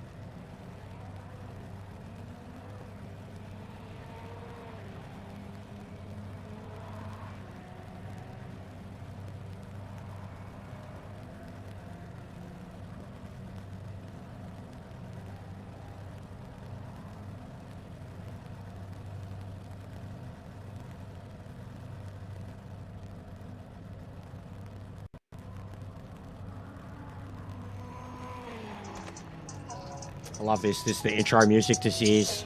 This is the intro music to our podcast, the wrestling podcast. Pure vibes. It's like 8 o'clock in the morning every time when I'm listening to this. Pure vibes.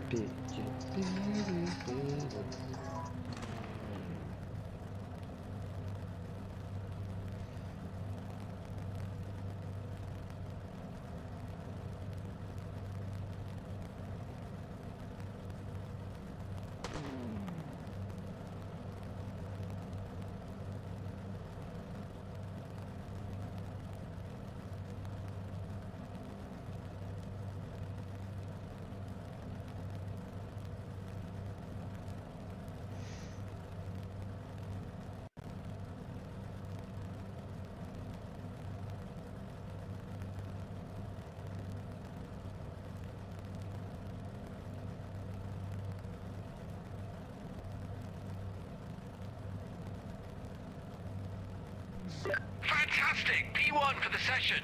Incredible work out there. Why did Twiggy make his other account Australian? Do you want to be my mate?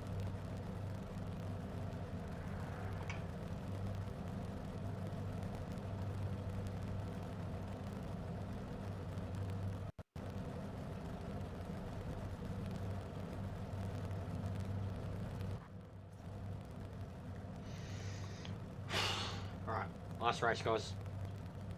Shorter stream today. I've put in too much work lately. Truthfully. I've still got so much footage to put out, but all at the moment I'm doing is hack jobs.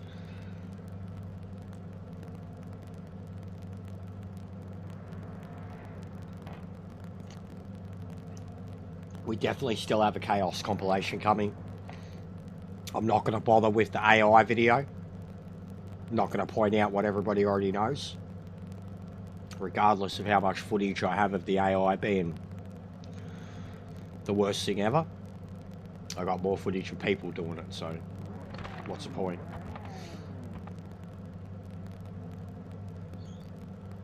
But yeah, the streams are going to slow down, guys. They're going to be shorter. There's going to be less of them. I can't do anything. I'm not getting back on Gran Turismo. You guys aren't going to watch me play it anyways. And when I was playing Gran Turismo, I never fit in with the Gran Turismo crowd, and certainly didn't have all them always watching. I'd race well, do my thing, but I'm not a generic politically correct sheep like them, and they hate me for it. So I've never been accepted by that crowd. I can't go back. I don't want to go back. But if I stop playing this, there's nothing else. That's it. Like, there's other games. I'll stream them. They're not going to do anywhere near as well. But if we're not racing, we're going to be losing all our viewership. And I don't want that.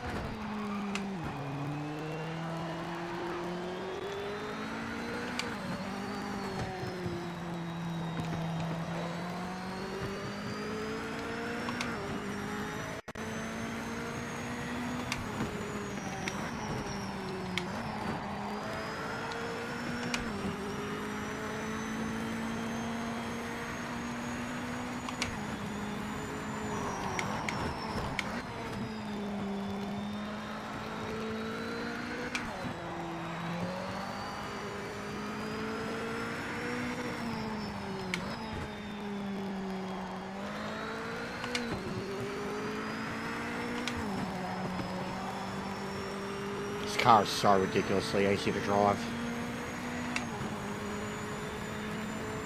Compared to any other GT1 car, doesn't even feel like you're driving a GT1. Just like you're in a faster Group 3 car.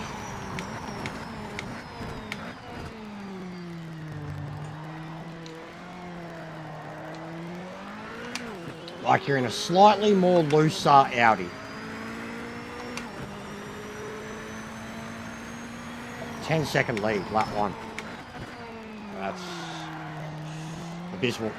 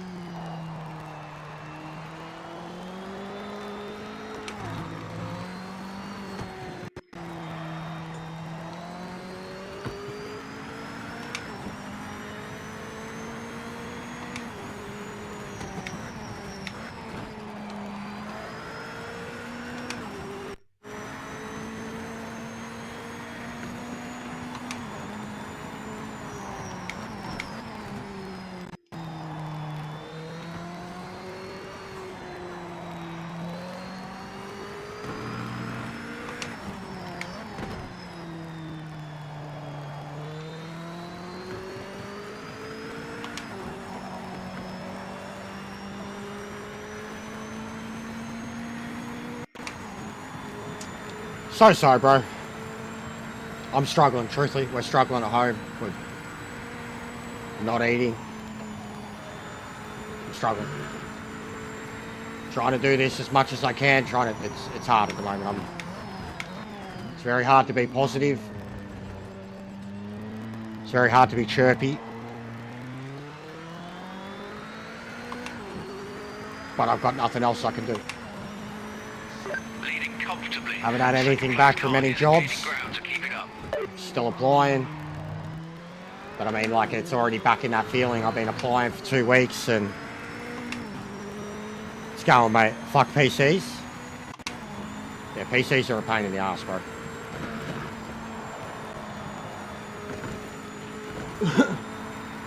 But yeah, truthfully, we're struggling. The missus is struggling bad at the moment. And she's trying to put on a brave face to not make me feel worse or stress out. We're struggling. But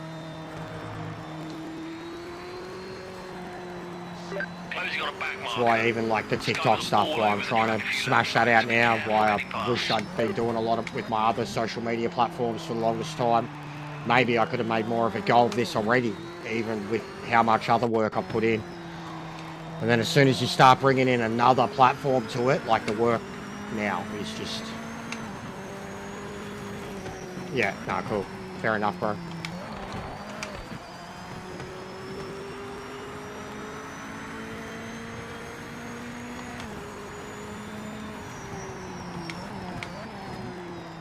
But yeah, no amount of ad revenue at the moment, like even though numbers are way up, no amount of ad revenue can make the money that we need. Like, and it's a decent amount, truthfully. We're making the most money off this channel monthly off ad revenue. Outright. But it's not enough. Not like after Christmas, it's like, yeah, the January pay was 1/3 of what I got the month before. I'm after anything, bro. Warehousing, trust work, mostly warehousing. Ideally, it'd be perfect if I could get casual, permanent casual, something like that straight away. Going back into full-time would be an immediate struggle for me, absolutely. I'd have to deal with it, but could I handle it after so long? I don't know. I'll take whatever comes, but what I'm applying for is warehousing, factory work. Yeah, no Forky license though, bro. If they're ones, like if it's just sorting, yeah, but Forky stuff, don't have a license, so I can't even apply.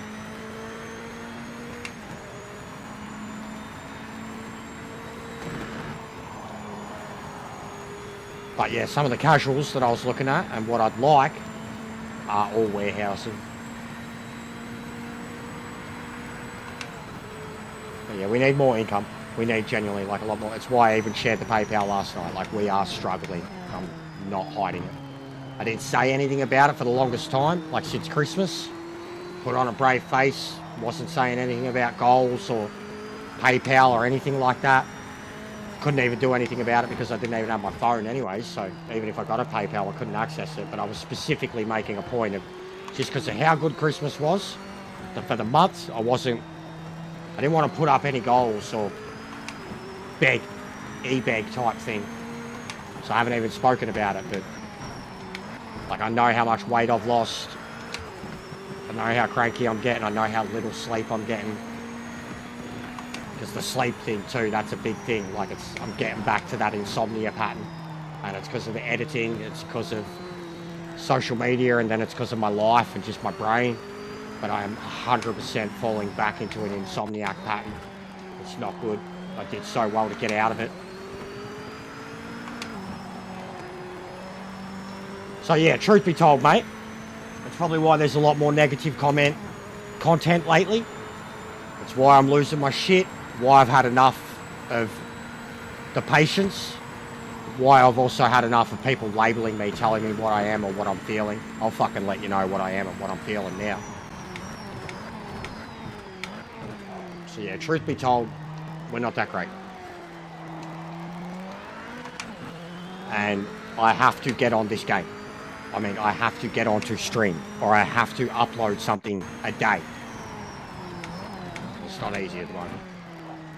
Especially now that we're running out of content, we're running out of good things, and even when we did do good, like the amount of work that I would put into a good piece, nothing. Then the amount of work into a bad piece and the reaction, like, it's just, I'm kind of over it. The streaming of it, like even that, you put out a negative piece and then you stream it again. And people are like, look at you fuckwit. You're like, yeah, I didn't say I'd quit. So just, I'm getting over it. I'm getting burnt out. Getting over the fickle people. I'm getting over being able to not express your opinion on a live stream or a video without upsetting someone. And I'm getting over the people that think this is all okay. And treat me like I'm the fucking bad guy and the enemy for saying what all the other YouTubers and big influencers have been saying from the start.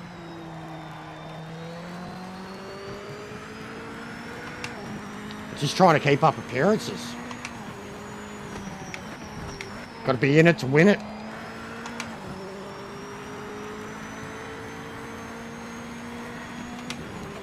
Even just with the networking, the amount of guys I have around me with the networking and the raids and stuff and the redirects, like, sometimes it's worth just being on. You never know.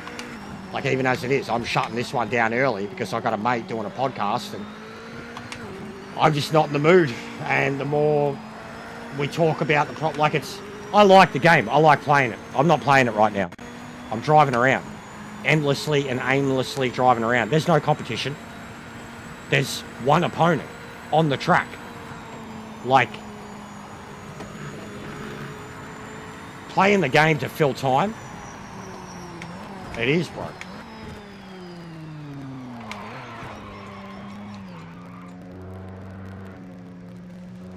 No car, mate.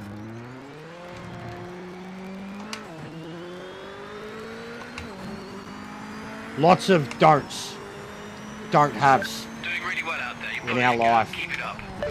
What's hitting me hard now too. Too much stuff to both me and the missus, not just me. Both of us have remained non-adult for a long time and we're starting to pay for it. She's more of an adult than I, but there's many factors in both of us where we're kind of grown-up children.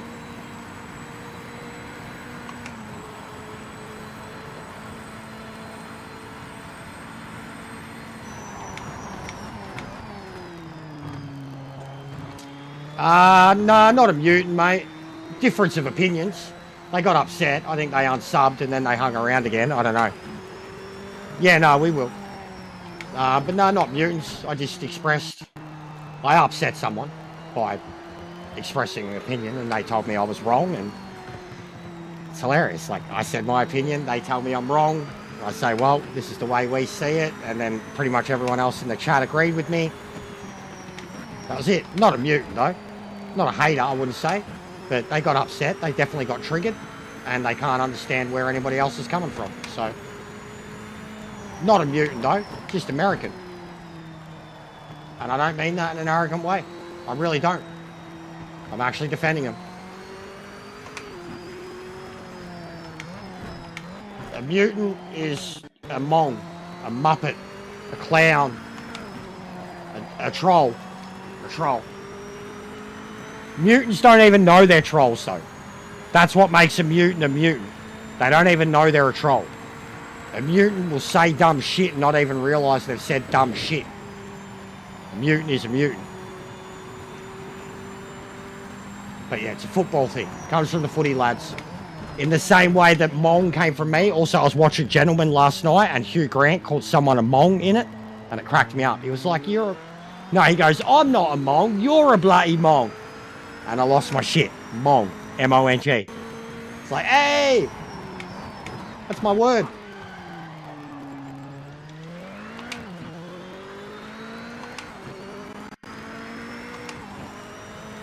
Ugly woman or munter. Lol.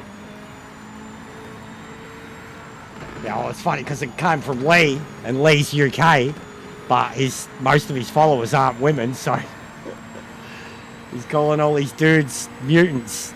Munter. Yeah, munted. Munted. They're munted. They're munted. What a munted head that cunt's got. They look like regurgitated vomit.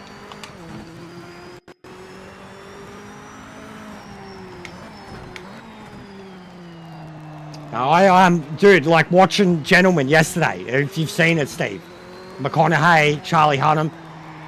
It's got the best use of English language in it I've ever seen. Like the English language, not English, but in terms of England. England dialect. Guy Ritchie.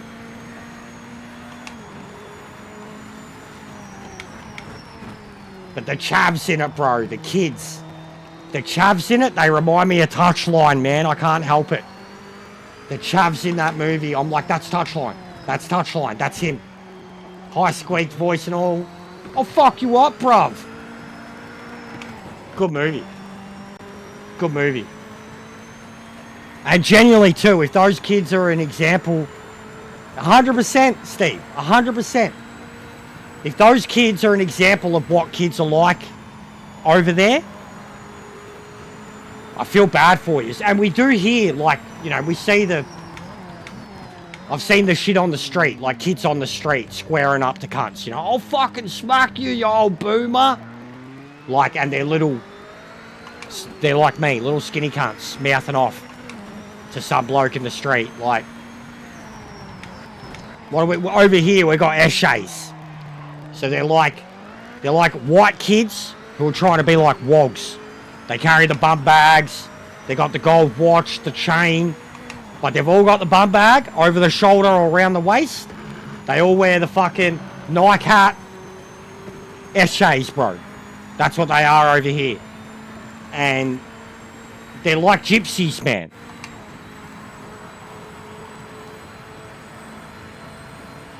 That doesn't make sense to me, Radioactive. All over the place a few laps ago, so be careful getting past. I don't know what you mean, bro. Yeah, the bum bags, the essays. To hold all their cigarettes, their phone, and their knife. They're everywhere here, Steve. Everywhere. Every shopping centre, and all the crime is them. All the crime these days, bro, is kids. It's all kids. Over here, yeah, it is. Yeah, it is, bro. It is. But it's not to us. It's not to Australians. Like, truthfully, it's not. Like, there's probably some that still think it is. There are immigrants, ethnics, who have lived in Australia for 20, 30 years that call themselves a wog. Like, it's just... And I literally, I don't mean it. To me, I grew up in Broadmeadows. it was Spot the Aussie in Broadmeadows. The wogs called themselves wogs, and wogs applied to everything. Middle Eastern, Asians, not so much Asians, but the Middle Easterns and the Europeans. They all called themselves wogs. Greeks, the Italians, Maltese. Yeah, it's a common word over here. Like it would not be used on the news. It would still be considered derogatory. I mean, brute, we literally have a movie, a comedy movie, 3 of them, called The Wog Boy. It's common over here. It's not offensive at all. If you get offended by it, you're a fucking fairy. Nick Giannopoulos, Greek man. Like, this is exactly the fact that they label themselves it. It's a term of endearment, bro. Like, Aussie Wog. Wog Aussie.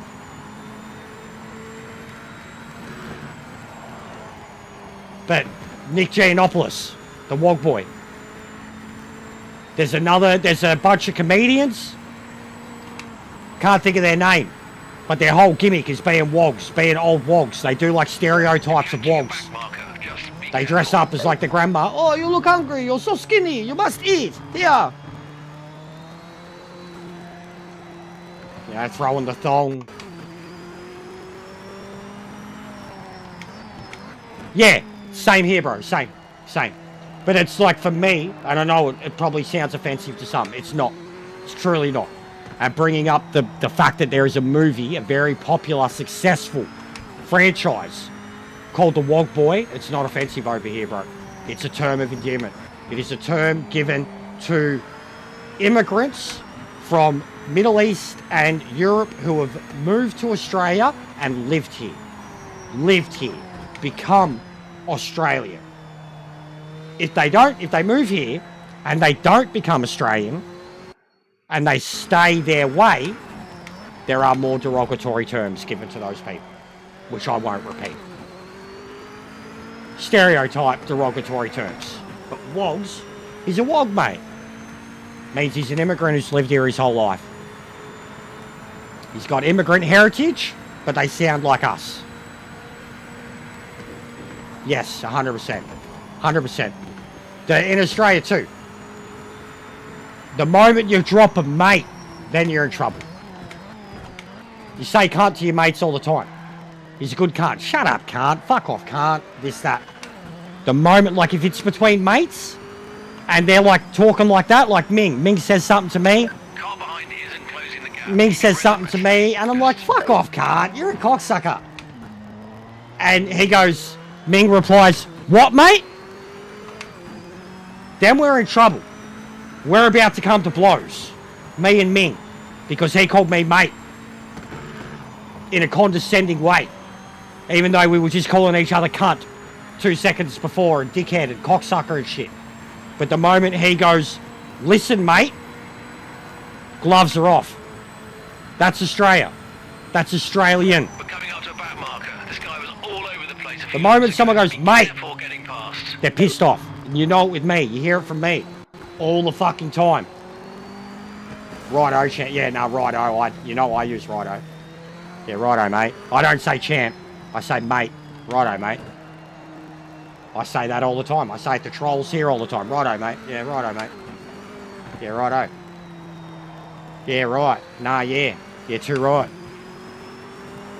And no worries, Jamie, and I'll check it out, bro. Interested to see, because I need ideas at the moment. We need content at the moment because the game's dying.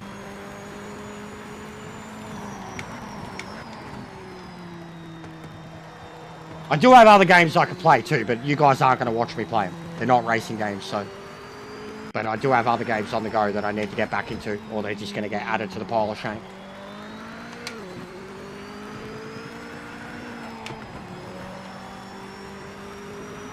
But yeah, hit me up with any and all ideas, guys.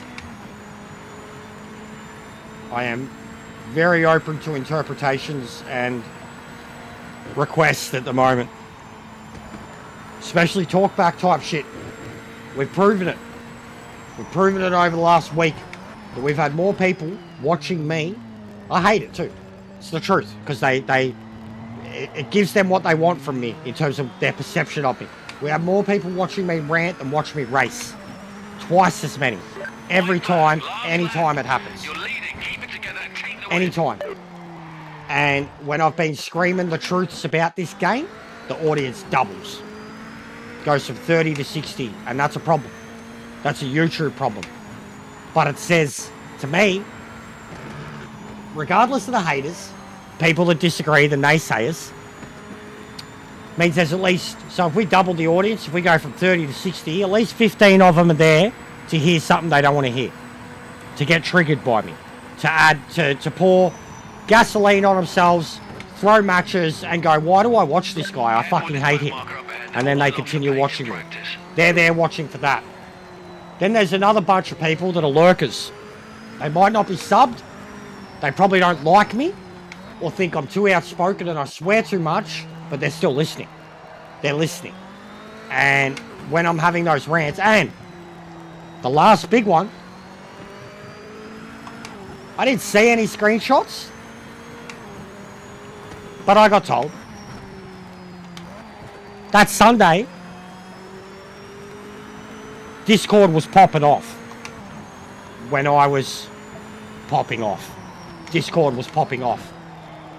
Like, and I know what was being said, and I know how it was being said, and how it's been.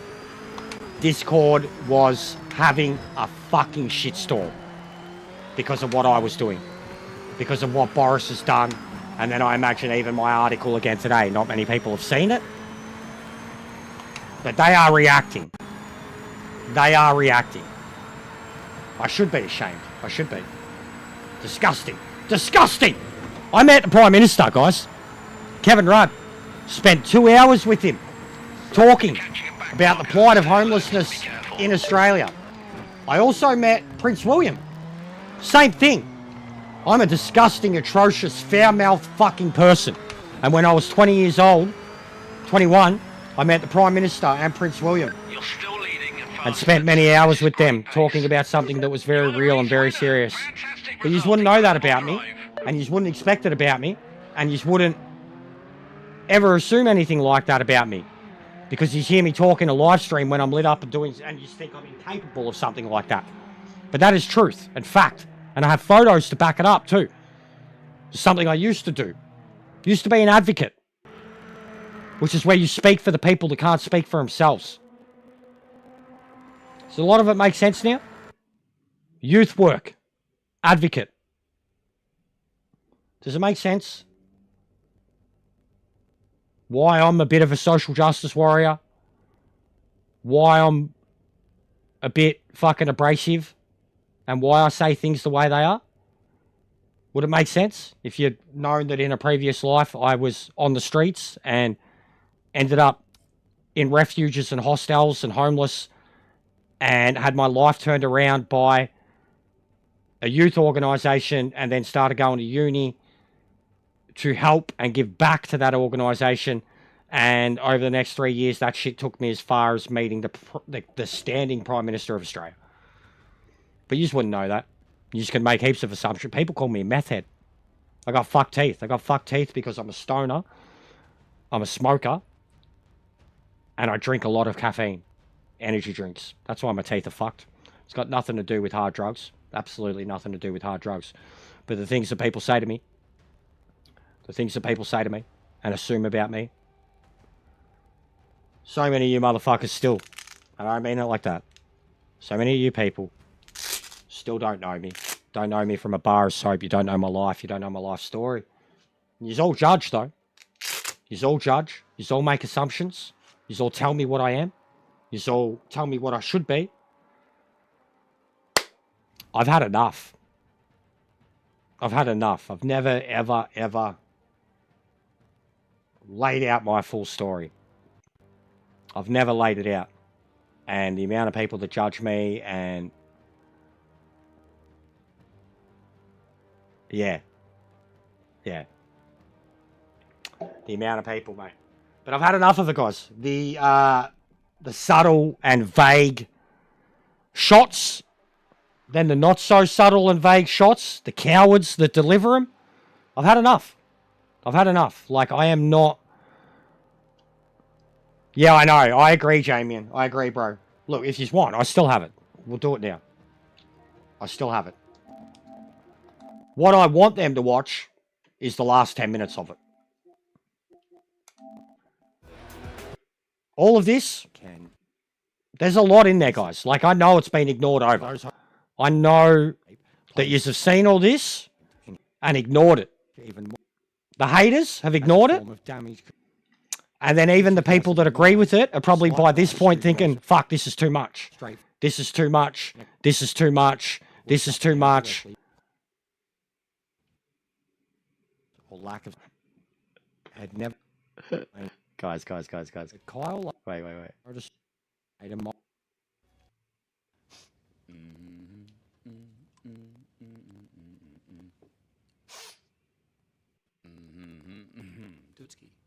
Tutski. No, thank you, though. Cocaine and hookers, my friend. Right. Now, I didn't make a whole video about it, but I included it because it was there. Us three. Cheeky little dig at it, but I didn't make a whole video about it. And people are still going to complain that it's even there. Any and all frustrations and anger. But, and this was just what I was able to dig up. It's pretty much from here. Maya Angelou once said... Yeah, so this is the Nazi shit. Making sure fascists are included at the dinner table. More than a year later, Ogonowski would be formally introduced as game design director at Straight Forward Studios and was a part of the development team on Project Motor Racing.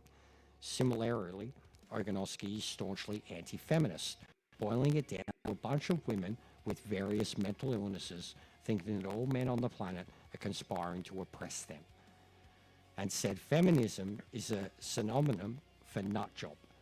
One paragraph later, on his Facebook, he has posted transmisogynistic comments. Such a hard word to say. An identity disturbance and a personality disorder. And posted transphobic content from far-right think tank PragerU and... So this information terrorist libs of TikTok is regarding to one of the most senior developers of the game NASCAR Cup that has, over time, throughout history, made incredibly racist, homophobic, transphobic, feministic comments. Proven long before he got the job. And Ian Bell was asked about it. And Ian Bell said to the reporter, I don't give a fuck what he stands for as long as he does his job. As Maya Angelou once said, when someone shows you who they are, believe them the first time.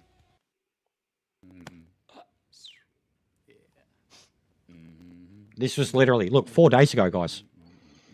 This is why Boris, and there's an article, there's proof.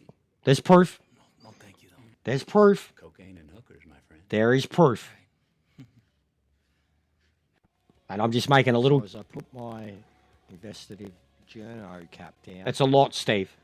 I put my jester hat back on. It's a lot. Ask another question. Why am I making this video? Well, without the explaining, once again... But this is the part that people haven't listened to. I and we... as a community had for this game. I'll just say this.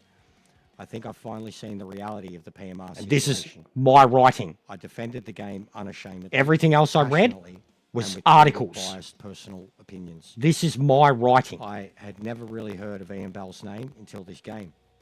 I was a fan of the old Project Cars games and his Need for Speed work as well, but being the console pleb that I am, I was blissfully unaware of the controversy permanently attached to this man and the games. Sending them your way in 2 minutes, mate. And now with mine and the community's, well, what's left of it, frustrations, those frustrations have reached boiling point.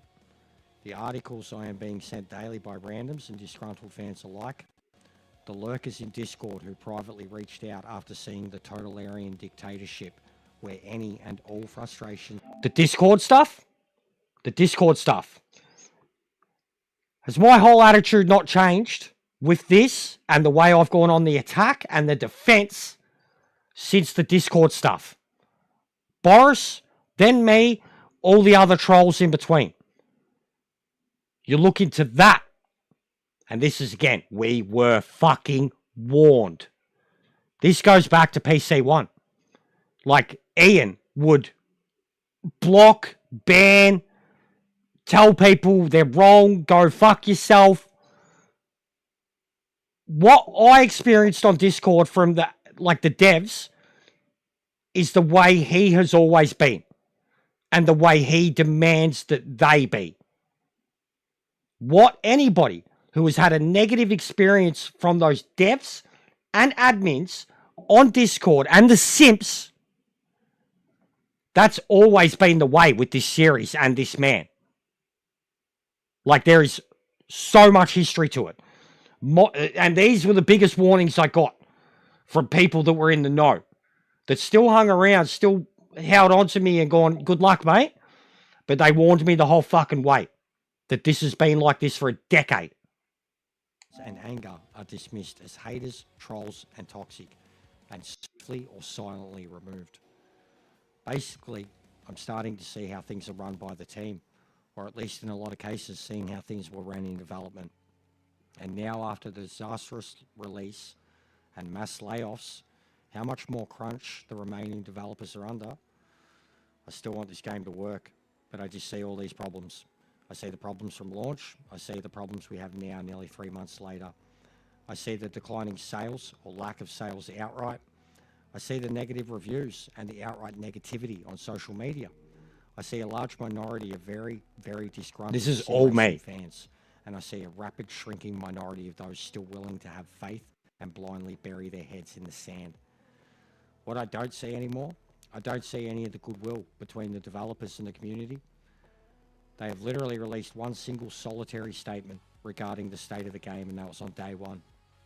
I don't see any influencers or streamers willing to get behind it anymore.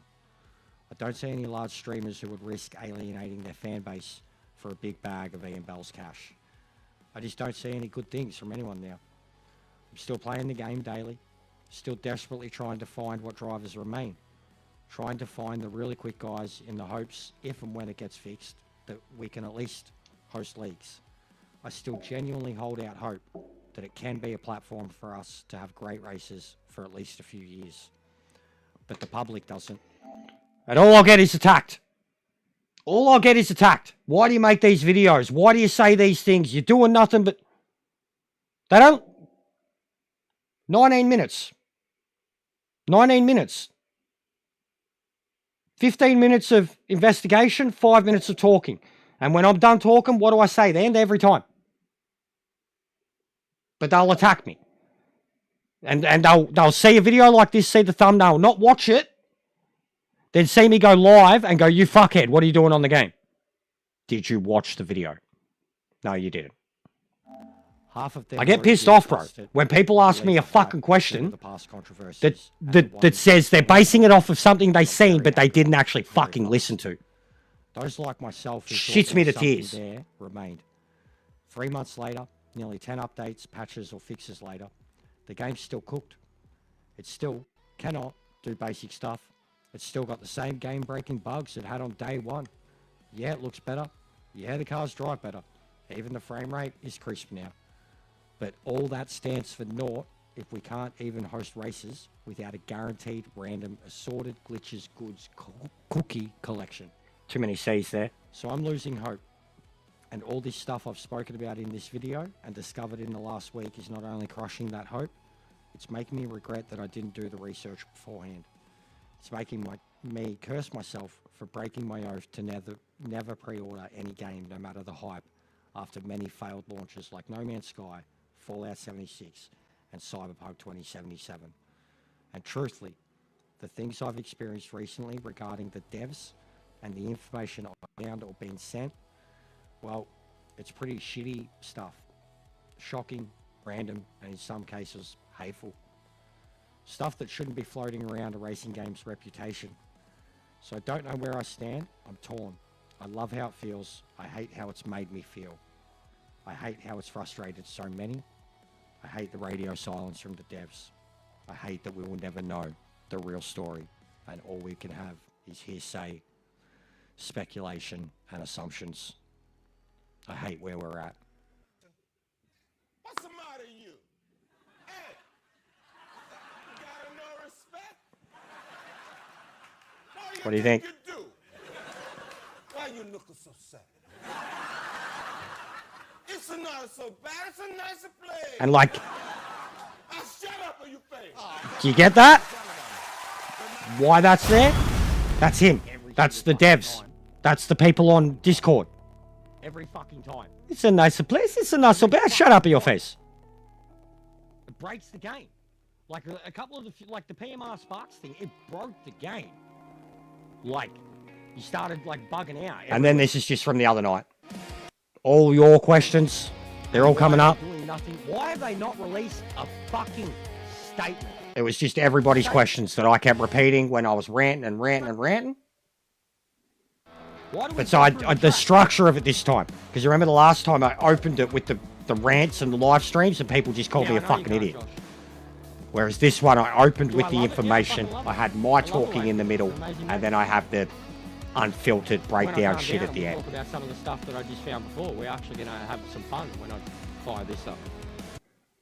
But anyways, the ending of it is your ostriches, whole bunch of fucking.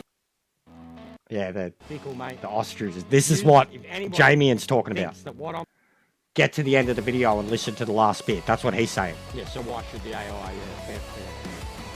Bro, we've joked about that, about how realistic the AI can be. Bro, these subs, hilariously, we go up, we go down. This bit. Today was the same. Fickle, mate. If anybody thinks that what I'm saying isn't fair, validated, justified, or the truth, you're an ostrich. You're an ostrich. And I stand by that with the things I was saying earlier today too. You aren't simps. You're ostriches. You guys know what I'm like. Fucking ostriches.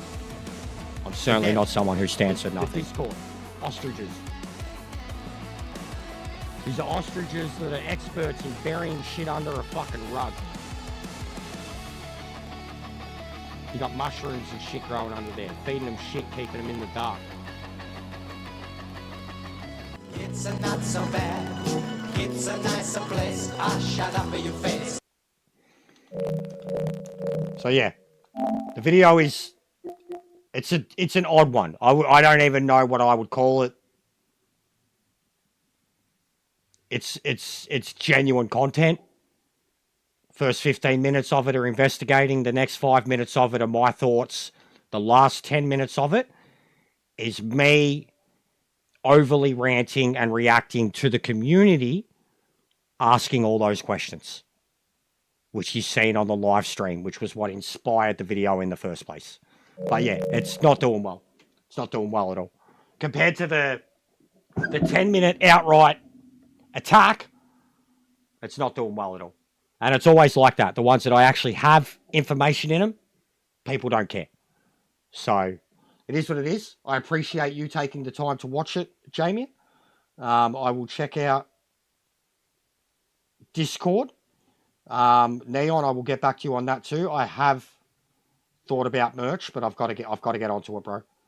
I'm done, guys, but you're going to another PMR streamer who is a part of the community. He has like 5 subs. Right now, you guys have the ability to double that, triple that, quad that. He's a big part of our community. He's just started streaming. He's a legend. He loves his cats. He's got a beautiful beard. Mr. Grumps, Ariel Square in the game. Mr. Grumps in the chats. I'm sending this through to him.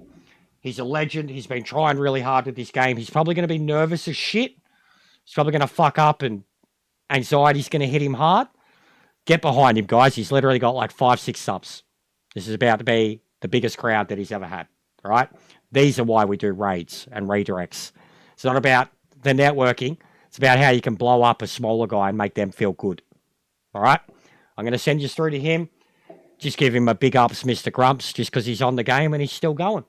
Drop him a like, drop him a sub if you want. He's a part of the community. If you have a conversation with him here, have a conversation with him there. All right, guys? I will maybe be back later tonight. If not, we'll be back tomorrow with something from this, all right? Yeah, please watch that video if you can. Hype it up, give it a like, comment on it. Comments. It needs comments. We need all those questions that you guys were asking me in the live stream the other night that you just want to ask the devs. We need those questions in print on that fucking video. Interaction, comments and likes are what do the most when it comes to interaction and YouTube's algorithm. All right? Video could have fuck all likes, but 1,000 comments means it's super controversial. It's going to get pumped out there. It could have 1,000 likes and no comments. It's probably not going to do as much. All right? Comments, interaction, hype. And I know someone already did. I got like 2,000 hype points on it. So big ups whoever did that. Go say hello to Grumps, guys. Go watch my video. Thanks for the ones that have hung out. Thanks for the ones that stood up for me today. Even the ones that I know it's hard, especially if you're an American. I know how it comes across sometimes. I don't hate Americans, guys. I really don't. I genuinely grew up idolizing America. I love old America. I don't hate Americans. I hate what yous have become. And I hate what yous allowed yourselves to become. And I stand by that. Don't hate America. Don't hate Americans. I hate that you're elected a fucking racist, bigoted pig. And you're blindly following him as he becomes the very type of dictator that you yourselves would invade other countries over. That's my final say on that. I don't hate Americans at all. I really don't. I'm not a racist. And Americans are still a race of people. We are also former Commonwealth members that aren't a part of it anymore. We hate the English the same way you guys do. But I don't hate America. I just hate Donald Trump. I hate everything he stands for. I hate Charlie Kirk. I hate all of that. And you can't say a fucking thing that is going to convince me otherwise that any of those people have good intentions. And I'm sorry. I stand for something. I don't fall for anything. I'm out. Go say hello to Grumps, guys. I'm done.